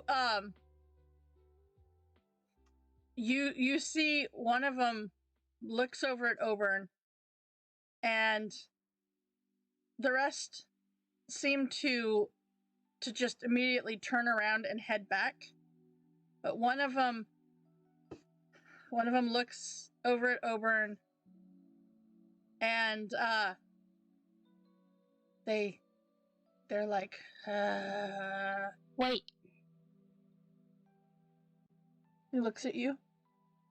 we would like your help in trying to disassemble some of the copper rods because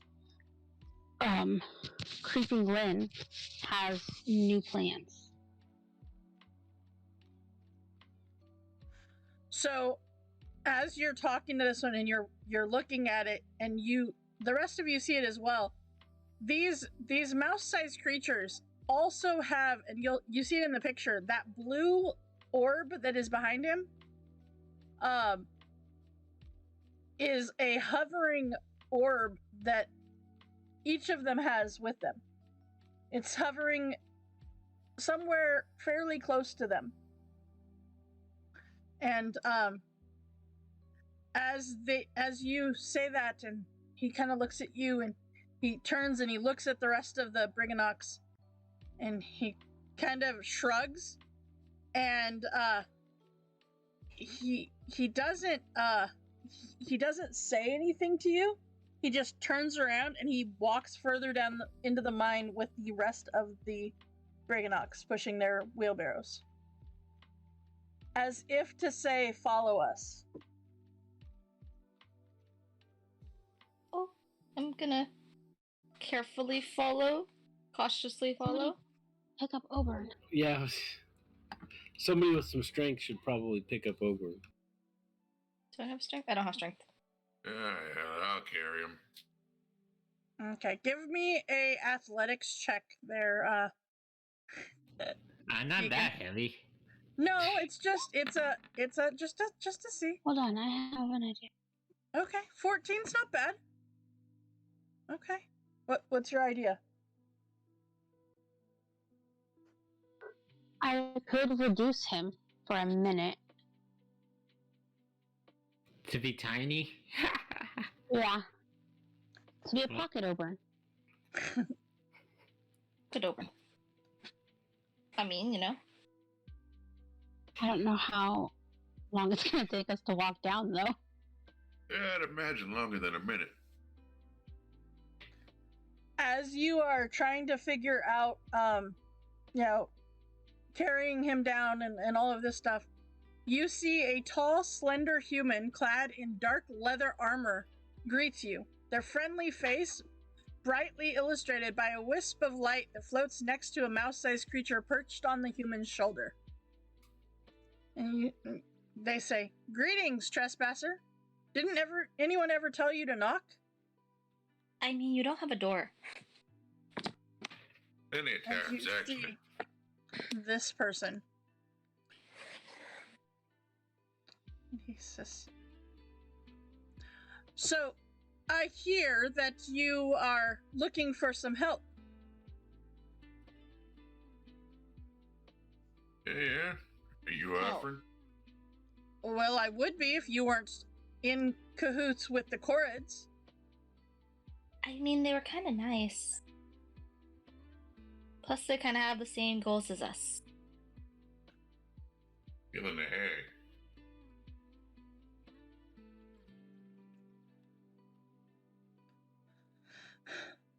How do you feel about the hag? she is awful. But that doesn't mean that we want to work with Chorids either. They are providing Creeping Lynn with locks of their magic hair, which she uses to operate the contraptions that she has. Providing is a very Why inaccurate. are you helping her? We're not helping her. But they said that you were building the towers. We are not. Creeping Lynn kidnapped one of our best architects, Gomo, who now tolls in Motherhorn, designing new contraptions for the hag, but it wasn't by our choice. So what I'm hearing is there is intentional pitting of the you guys against each other. Because they didn't give her their hair. She took it. They don't cut their hair. Give me a persuasion check. I'm like, I'm not lying, so... You're not lying, so it's not deception. Okay, 15. Okay. He kind of seems to listen. He says, Yes, but that doesn't mean that they're good people either. I mean, have you ever actually tried to talk to one? Or did you just kind of make assumptions off of what you were told? Because, they want to kill the... They want to kill the hag too, so... Enemy of thy enemy is my friend? Question mark, ... Yeah, that sounds logic.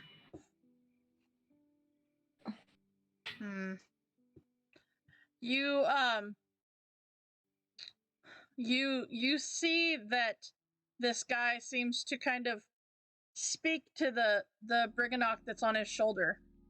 And he says, it is true, we hate the hag as well, and much more than we do hate the Koregs.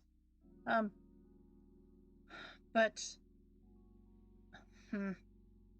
they have been aggressive towards us. You said that they want to kill, the hag, but they've also wanted to hurt us as well. They put out statues and try to intimidate us. Well, that's because they've also been misinformed. They thought you guys were working with the hags. So this seems like somebody was trying to pit you guys against each other. Which seems like it worked out up until this point. Exactly. If you guys would have communicated, And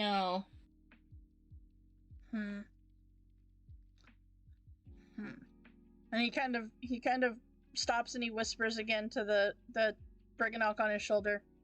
And he says, well then, what is it that you want from us? Help us kill the hag? If your architects have an idea of how to get down the towers, that would be very appreciated, because that seems to be one of the sources of our powers. We did not construct the copper rods. We do not know how to get them down. We heard there might be a tunnel from here to Motherhorn.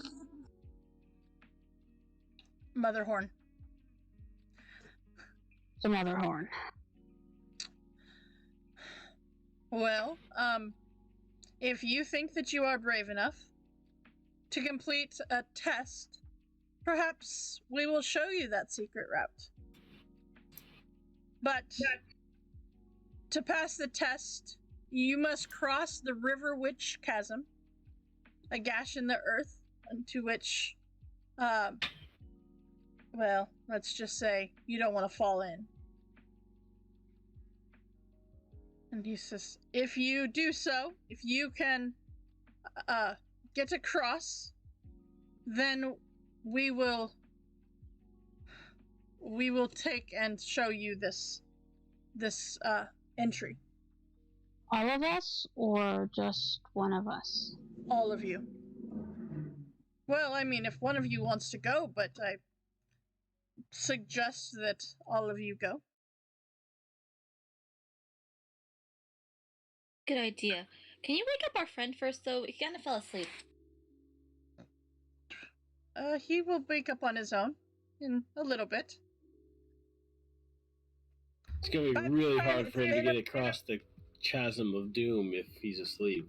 It's been about 45 minutes or so of this conversation.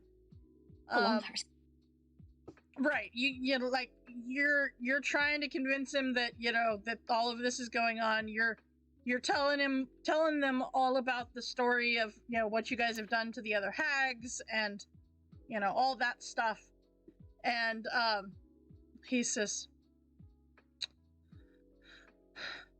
it shouldn't be too long before he becomes awake again. Right. I know what I can do. What's that? Yeah, this always works when I'm trying to wake up Whiskers, and I'm gonna reach into our food satchel and take out a carrot. I'm gonna start slowly wafting it underneath O'Byrne's nose. Okay. You do so, and you're sure this is gonna work. You are positive this is going to work. It does not. I don't think carrots can fight magical sleeping. You'd think so, but my cat wakes right up when I do this kind of thing. You have a cat? I do. And you didn't bring it with you? Well, it might be with me. Hell, I don't know. It's kind of a strange cat. It's not a normal cat. Why am I just hearing about this cat? Well, that means we have a cat. We just need the horn, and what was the other thing they said? The shadow. Which would be Gleam, the cat. We need a horn and a scepter. The fool's scepter. Oh yes, do you guys know anything about a scepter? A full scepter? No. You know, I'm beginning to think the scepter doesn't exist. Nobody knows about it. Well, Man, I'll probably might as show well. up. Should we tell our companions that there was a whole misunderstanding so they don't attack while we're gone? That'd be a bad idea. I'm gonna go back outside real quick and I'm gonna be like, hey, Your Majesty. Yes? Did you So- kill them all? No, but there's a good reason. So apparently, somebody had told them that you guys gave your hair to the hag, and that was a lie. And then somebody told you guys that they were working with her, but they aren't actually working with her. She kidnapped one of their architects, and that's who's been building the things. So it's all just a big misunderstanding. So Basically, give the me hag told give me a persuasion check to persuade her that this is the situation. She does not believe you. Your Majesty, you know I would not lie to you. I helped you win your chess game. You did, but Perhaps we if, have been. if you come with- We have had these as our enemies for quite some time. I do not Well, quite understand what has changed. What has changed is we learned the truth. If you would like, we could do a quick little meeting, a little mediation, and they can tell you what they've heard, and we can tell you what, and we can protect one. We can have one of yours come in with us, and we'll protect them, because we have pledged our help to you, and you have pledged your help to us. But everybody has the same goal. We all want to kill the hag. Enemy of thy enemy is my friend, after all. I will speak with the rest of our clan leaders, and when you come back out, I will have an answer for you. Well, because we're about to go in this cave thing, so it might be a while. That is fine. Okay. We are fine Just here. it. So Okay. you see, she goes back over and she gathers all of the Chorids, and they start talking as you enter back into the cave and make your way back down. And it is by the time that you get all the way back down to the to your friends, to your group, that you see that Oberon starts coming awake. Did I tell that was from the can I put together that it was from their hammering? You can. Interesting. What happened? You took a little nap. It was a good nap. Anything happened? You feel Oh, very no. rested. We're working with the Bergonauts. They're going to help us get to the castle. To the castle? And I'm gonna wander off a little bit and cast message to Oberon and tell him, we're not killing them. Change of plan. Okay. I just don't want the guy and his Bergonaut to hear me be like, change of plans. We're not gonna murder them like we meant to. Good call. Good call on that one. Yeah, good call. So, as you now have your compatriot awake, the human as well that has introduced himself as Moliver, along with some of the Briganox, leads you to down this route, and they lead you through several tunnels that lead to a chasm, but they stop just at the entrance. And you see that this route ends at a gaping chasm, on the far side of which is a grotto full of stalactites and stalagmites. There is a truss bridge constructed of intricate wooden slits and beams, spanning the 100-foot gap across the chasm. Beneath the darkness is dotted with purple lights. And the human looks at you, Molivar looks at you and says, well, here we are at the jolly old Rivenwash Chasm. And with that, I will put you over here to the Rivenwash Chasm, which you will see is right there. That is that 10-foot, or the 100-foot bridge, 5 foot wide. And he says, well, best to stay on the bridge and not dilly-dally. But can we cross the bridge? I'm gonna do a fly through to look at the floor part of the bridge and see if it seems sturdy. Okay. Give me a investigation check and move your token to where you would be doing this, please. And thank you. Perfect.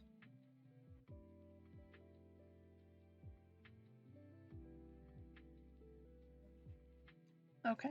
Like flying above it, just I was there. Are you above it or below it? above. Above it. Okay. All right. Okay. So Make sure I don't see any boards that have rotted through and are just missing or something, or look like they're gonna fall. okay. So you go through and you see that this, I mean, it's not great bridge-wise, but it seems to be pretty sturdy. As you get about right there,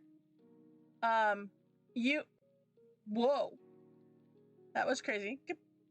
As you get to be about at the halfway mark, and you're doing this, you see, and the rest of you see these bright purple lights come up from underneath the bridge. And you see 3 of them seem to come out from under the bridge and just come up to be even with where you're flying. So you're flying 5 feet off the bridge. They're at 5 feet as well. So we are going to do that. So they are currently at the 5 foot mark. Are they hostile or are they just chilling? So as they come up, you see that they see you there, Echo, and it is as soon as they come up to be even with you that they take their first shot. As they shoot a fire ray at you.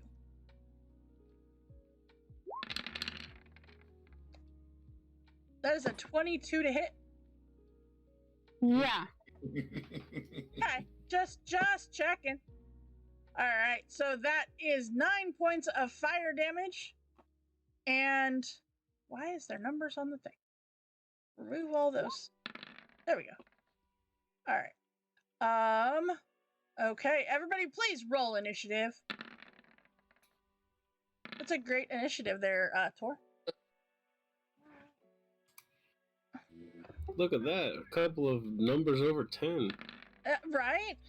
I mean, who would have thought that was a thing that you could do? All right. So, just for the reference of what these creatures are, Okay, they are, in essence, flame skulls, but they are a purple light instead of the green that is normally shown. All right. Is mysterious creepy dude still standing here? He did not come close enough to the bridge. No. Of course he did. No. Why would he do that? That doesn't sound like a thing he would do. Do I get a reaction or no? No. I was just gonna like fly up a little higher. Oh. Sure. How far are you going up? Just like 10 feet maybe. Okay, so you're going up to be 15 feet above the bridge? Yeah. Okay. All right, so Sapphire, that brings us to you. Oh boy, okay. First, since you clearly rolled better than that. By the way, Echo, you said you pupped it to make it a 10? Okay. So you will... What is your dexterity, Echo? So 14 or 15? Okay, so you go before Oberon. All right, so Sapphire, you come out onto the bridge? Yes. Okay. And then I'm going to go ahead and I'm going to cast Spiritual Weapon. Okay, what is your spiritual weapon? It is a scythe, like the kind that like the Grim Reaper has. Okay. You know, just a little deadly death stuff.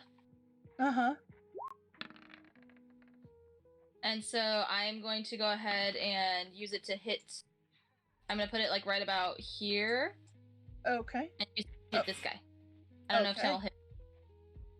10 will not hit the flame skull. No. It will not. And then I think that's my full turn because it's an action. It is. And I'm going to get you, let's see. Let me get... I will get you a token for that. Okay. And that one is concentration, so... It is. So you are concentrating. Yes. This was a concentration. Is this win? Well, no. No, it's not. Spiritual weapon is not. Cool. No. I assume. Cool. Okay. No. So I was like, I know stuff. Some of the stuff like guiding bolt, I think, is too. Yeah. Okay. Okay. Cool. All right. No, guiding bolt just happens and it's done. It just happens. All right. I'm looking. Let's see here. That would be. All right. Axe, hammer, mace, or sword. For the purposes of token. Let's do a mace. Okay. All right. There should be at the very top. Nope, at the very bottom. Yeah, no, that just happened on Critical Role. Sam wanted to do spiritual weapon and Laura's saying, no, it's great, you don't have to have concentration. He's like, I don't believe you. He's like, I did a whole campaign. And I was like, no, she's right.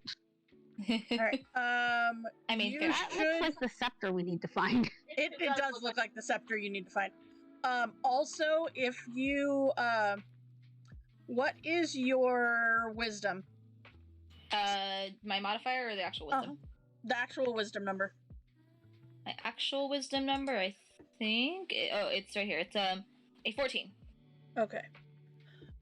Because if you, and you are, if you go to the actual character sheet for the mace, you can roll from there, and it will Ooh, roll the attacks nice. and automatically do your damage and stuff, and it doesn't take another spell slot off Okay. because that is at the very, very bottom of the journal. Okay. There we go. Okay. Yep. All right. So with that, it is my turn. Seeing as you attacked this one, which I need to give color, we'll do yellow for him. We'll do orange for. Well, actually, So does he know I control? What? Does he know I control the mace? Because technically the mace attacked him. I know, but it's one of those. You're like, oh, you did it. So You did it. We'll do purple star. These are purple, so I might as well do purple symbols. All right, so we've got circle, we've got starburst, and we've got star. So the star will come over.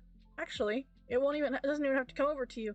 It's going to just go there, away from the mace, and it will take a shot at Sapphire. Does a 15 hit you? it does not hit me. 17 armor class. All right. So that one doesn't work. Then the other two will take shots at Echo. Stop that. 16 and a natural 1. All right. Does a 16 hit you, Echo? All right. So that is 11 points of fire damage. And they are going to kind of spread out a little bit, since they can fire at range. Deacon, that puts your turn.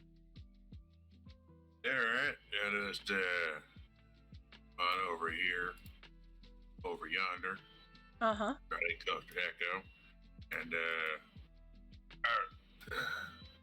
So Echo is 15 feet above the bridge right now, just for reference.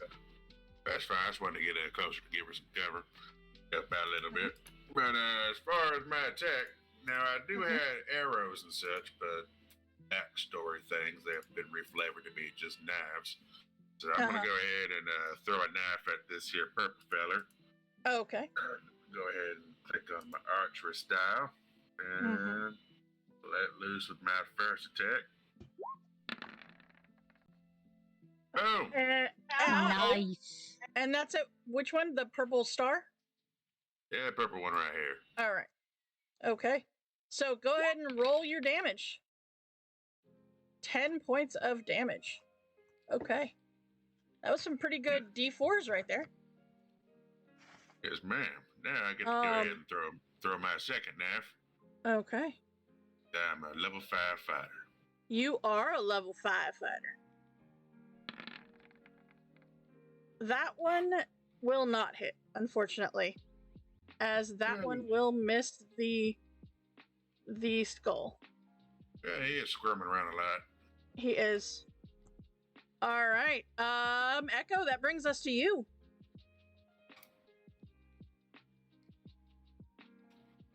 I don't think I can do it. I think everybody's too far apart.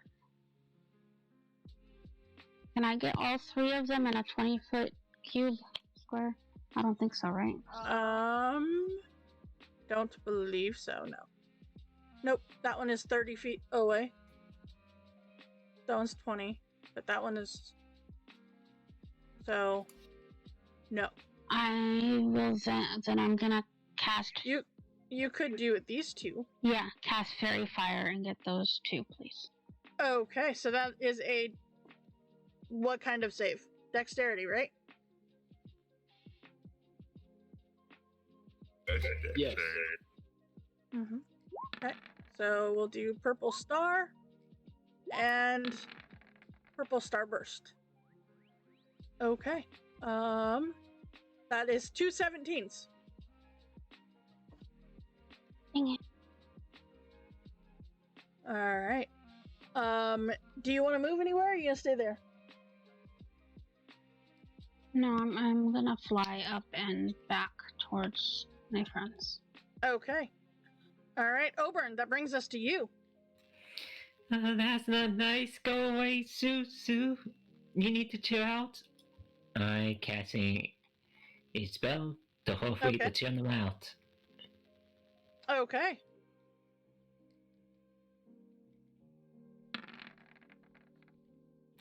Nice. Okay, which one are you chilling out? The star, the closest one. Okay. And I take it you're doing chill damage? Cold damage? Yes. Okay, go ahead and roll your damage. Freaking natural 20s. Holy crap! Yeah. Holy crap! That guy is gone. I didn't mean to chill out like that. You quite literally froze him, and the purple flames go out. You rolled 3 8s on 68. Uh-huh. That's awesome. Yep. Oberon can say. He said, I fell asleep, but now I'm ready to go. Right? An extra All right.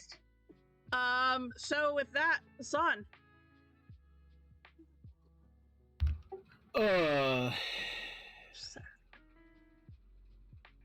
Echoes, you're flying, right? 15 feet up or something? Yeah. Is that from- flying? What? Echo's flying, yeah. Yes, Echo's flying. I can fly.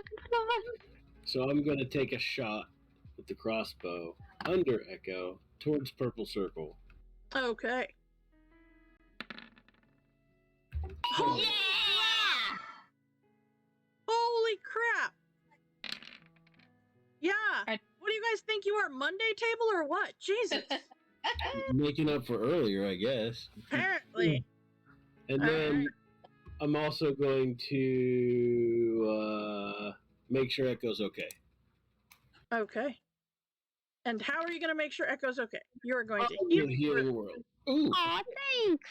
Aw, that's adorable. Okay. So then, Sapphire, that brings us back to you. Okay. So apparently I can do attack as a bonus action too. So for my bonus action, I'm going to move and bonk. You can. And I would use the character sheet So on that one, because otherwise it will try to take a spell off of your Yeah. character sheet. Alright. So then, 14 So is close enough to a to hit. 20. Ah. Mm-hmm. Oh, That was that great. is all Alright. kinds of. Oh, no. What's your wisdom modifier? +4. So 5. Oh, okay. Yeah. So it does. Okay. And then for my bonus act, or for my regular No, action, it's 4 to attack. It would be only. It would be +2. Yeah. It's the spell plus. It's 1d8 plus spellcasting mod. Yeah. Yeah. Mm. There we go. It's +2, not +4. It's +4 to hit, +2 for damage. okay. All right, so that is 3 points of damage. And then for my action, I'm going to cast Guiding Bolt over on this purple guy. Okay. Oh no, that 7 is not enough. I didn't have a whole lot of guidance on that Guiding Bolt. No, you did not. Do you Get want to it move? right Or you gonna stay there? Alright. That's my turn. Okay.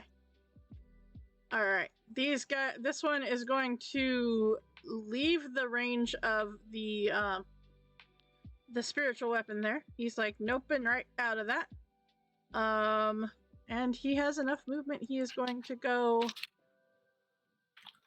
to there. Which means I can move that over a little. and then let's see here. We're going to, haha, I can do that. All right.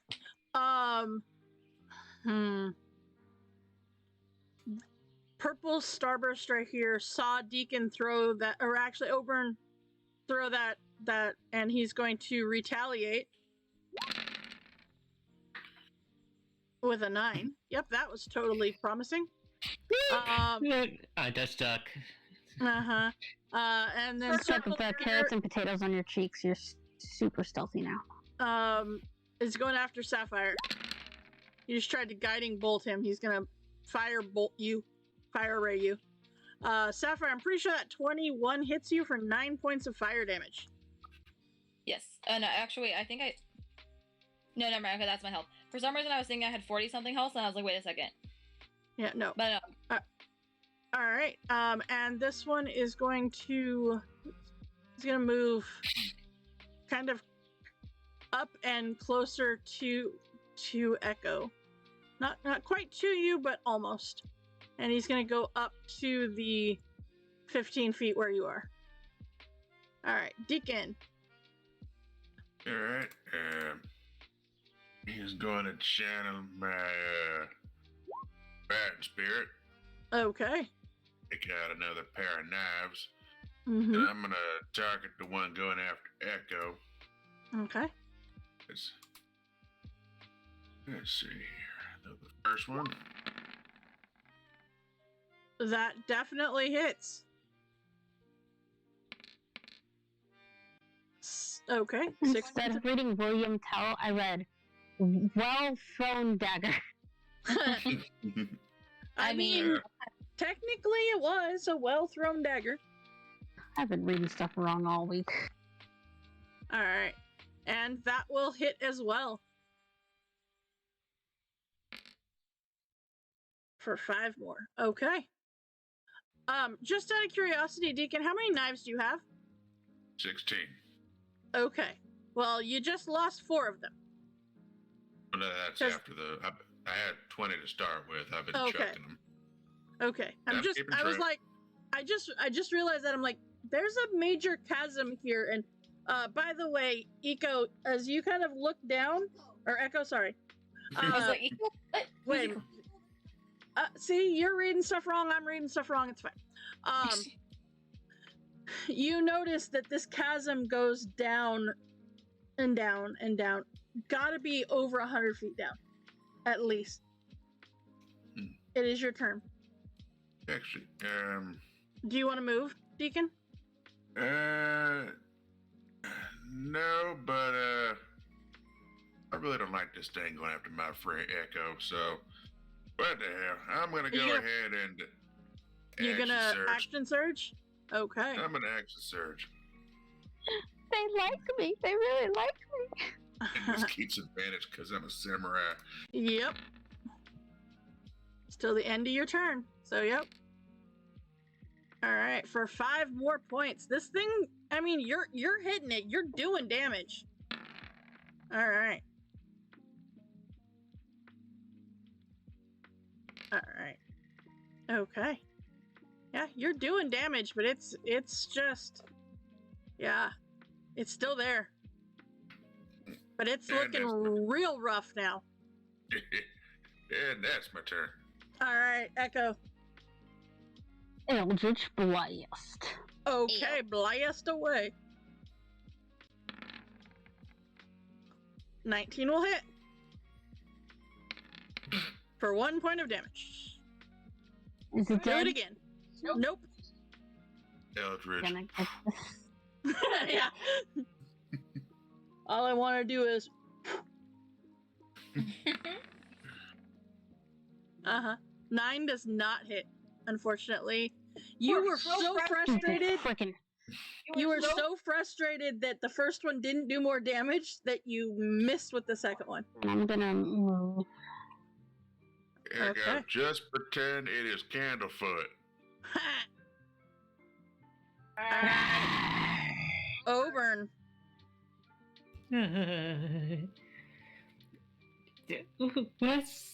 Let's not.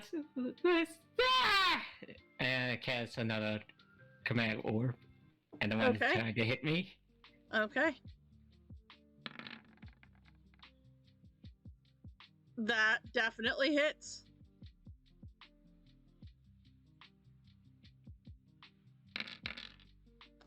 Holy moly.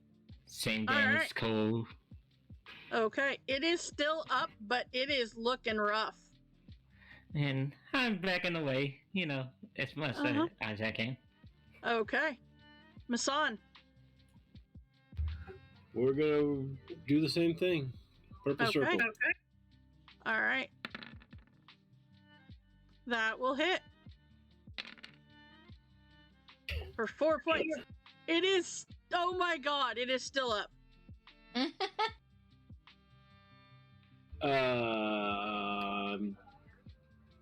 Just gonna leave it at that for now. Okay. Sapphire. That Okay. brings us to you. Okay, let's try going to this guy, because the other guy moved just out of range, so... We're gonna bonk. Bonk it a bonk.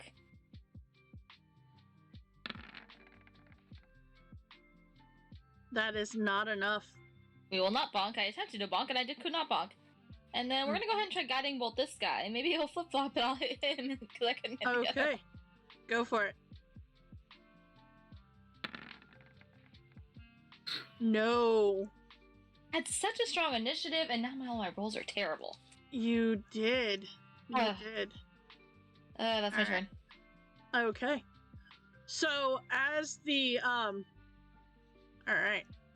As you watch these purple flames just trying their hardest to get, to take care of you and to for some reason they are not happy about you guys coming and being on their bridge.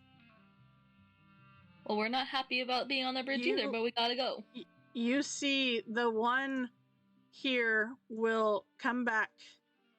He's going there. And this one will go back to there. As you see, the one that was next to the spiritual weapon you hear this muttering from the skull.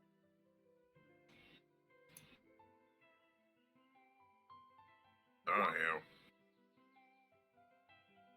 I was rolling what Kane said, not your death circle. I know. Your death circle. Death. So that would be. Come on. There we go. I need a dexterity save from those affected by the fireball. Am So I... that you are. Okay. So that would. Yep. Echo, Masan, Deacon, and Sapphire. But my experience with Deacon's Feywild 5-alarm chili give me advantage on said heat. Only if you had an Ashley advantage.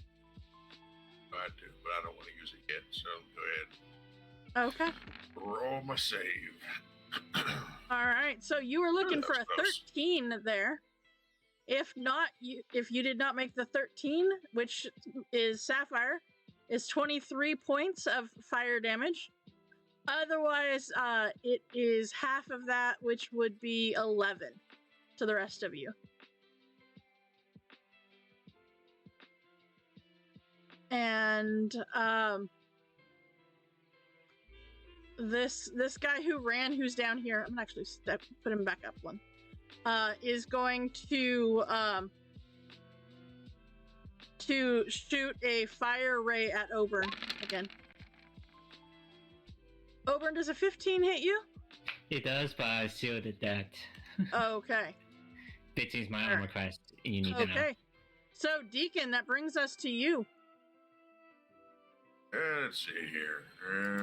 A little bit more singed than you were before. Right. Let's see. I'll just move on over yonder. And let's see. Now, He's a bit out of my normal reach, so I have to throw this at some disadvantage, but go ahead and let a knife go. Okay, so 15. that will hit. Yeah, perfect. And that will take care of that guy. Finally. Oh. And let's see. This one's He still only within had 6. 1 hit point. Yeah, perfect. Mhm. And it's 13 So I said now. he was real close. Masan, you rolled just to leave him with 1 hit point. I just want to let somebody else take the kill. Okay. This guy is still up. Oh my god. Barely though. Very, very barely is he up. Alright. Echo, that means it's up to you to take out the final Echo, one. please save me! Eldritch Blast. That'll hit. And that will take care of the last one. Woohoo! Alright. Out of initiative. Out of initiative. I'm taking a health potion. Okay. It doesn't want to work. Roll your 2d4 plus 2. I get Sapphire, one of my potions. It really needs it. I was gonna do healing. Actually, With no, I'm gonna- that, you guys are able to get across the bridge successfully. You can do your healing potions or healing word. You're doing a prayer of healing. Okay. That is 10 minutes. So I would suggest you go across the bridge first. Oh yeah. All right. So then with that, you guys do successfully make it across the bridge. Just for reference, there was never a time where you were going to fall off said bridge, except Echo, who decided to fly across, not over the bridge. I But can fly you- though. I know. I'm just saying, but you can fly, so it's fine. I'm gonna tell that guy, if you wanted us to come and kill these things, you didn't have to be like, oh, you have to cross the bridge. We would have just came and killed the things. Yeah. I'm going to pull out a rather large, cartoonishly big magnet and use it to pull all my knives up out of the canyon they done fell into. Unfortunately, the That's strength really of that long rope. magnet only would work to about 100 feet. This is a 200-foot down cavern. What if I put Hey, Deacon, can I borrow your magnet? I'll fly down there. Do you what want if to I go down tie there? it to a string? It seems like it's a bad idea now that you said it like that. Yeah, that's fine. I got 12 more. So in the grotto that is on the other side of the bridge that you've now finally gotten to and you've rested, you guys can all get 15 points of healing from Sapphire doing the prayer of healing. You see that in the center of the grotto is a piebald pony wearing blinders. A small wooden hut is strapped to its back, and a faint clatter can be heard from inside the hut that is on the back of this pony. Was this the secret way to go through? No. And now so they sent you across. You took care of the flame skulls. They're walking across the bridge with no problem now. And Molivar and the Briganock companions explain that the hut is the home of Obud, the oldest Briganock living in the mine at present. And the pony's name is Keg. And you, as you're getting this information, you see the door swings open and a tiny wrinkled creature hobbles into view, accompanied by a wispy bulb of light.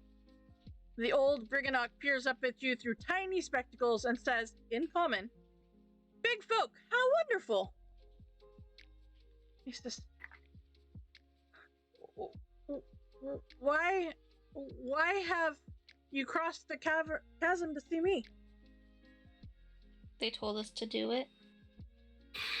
Oh. And he kind of looks up and he looks over at the others and he says, "Ah, yes. You must be inquiring about the secret tunnel. to Creeping Lynn's Theater of Terror. It's a dreadful place indeed. How about this? I suggest a trade.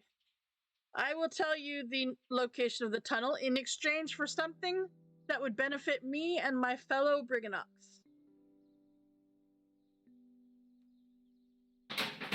What would that be? You tell me.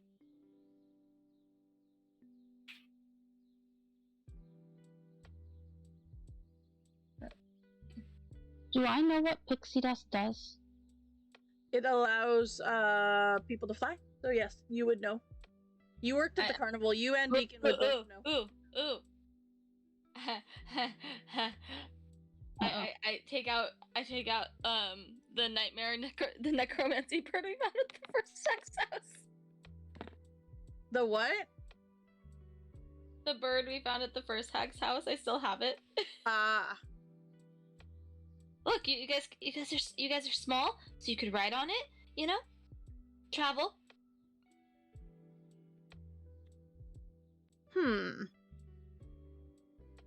That is interesting. That is quite interesting. Okay. But there's only one, yes? That's all I was able to get. Yeah. Well, I suppose that would benefit me and my fellow Briganox. I suppose it could it live on the top of my hut here? I'm sure it could.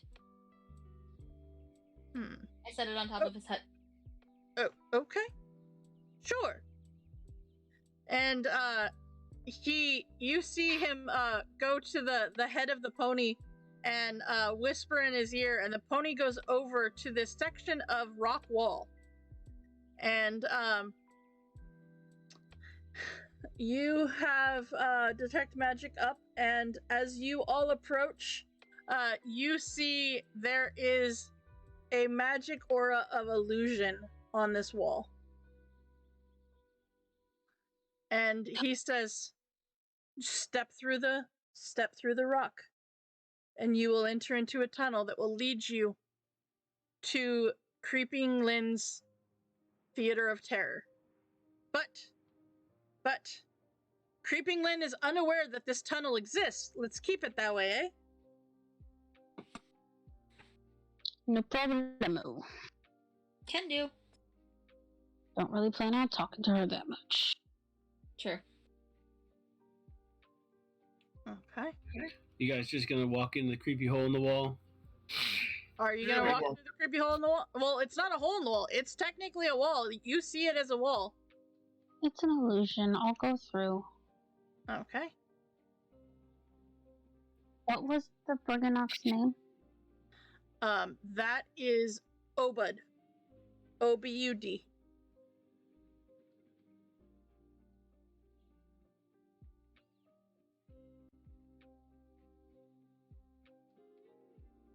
Yep. I'll go follow Echo and step through the wall. Okay. As you step through the wall, you see that it is in fact a tunnel that leads through, and you guys are very far below the visible part of the map of this mine, and it goes directly along this pathway up to Motherhorn. So in essence, it goes from here to there, but it is a tunnel under the clouds, as it were. Before I go through, I'd ask Obud if there's any creepers, monsters, flaming skulls, weird crap that might be in there. Not that I am aware, but I myself have not been through there. I know where it leads, and many of us have been through there and returned safely, so I believe that it is safe. But with the hag taking control, I have honestly no idea what could be in there. Fair enough. I'll follow Echo when she goes through. Okay. All right. So with that, you are on your way to the hag's house, to the castle. And that, my friends, is a great place for us to finish our session here within the Feywild, here within the wild beyond the Witchlight. So thank you so much for everybody for hanging out with us. I greatly appreciate you hanging around and just being here to support my players, as well as just add to our story and laugh with us when the dice do not cooperate. But just a reminder, tomorrow we have our Strixhaven College of Chaos adventure, which is our Strixhaven adventure, where our team of college students have survived a couple of in essence midterms, I guess, have managed to find jobs and extracurriculars and the like, make some relationships, Retrieve the unretrievable. retrieve some unretrievable item and a copy of that item. So join us tomorrow night at 6 p.m. Pacific time to continue that adventure and see what happens. All right. So with that, thank you so much, and we hope that you will be joining us next Friday for the continuation of this story, as well as throughout the week for the continuation of our other stories. Until next time, thanks for hanging out at DMS Adventurers Tavern, where adventure really is always on the menu. Thanks, guys.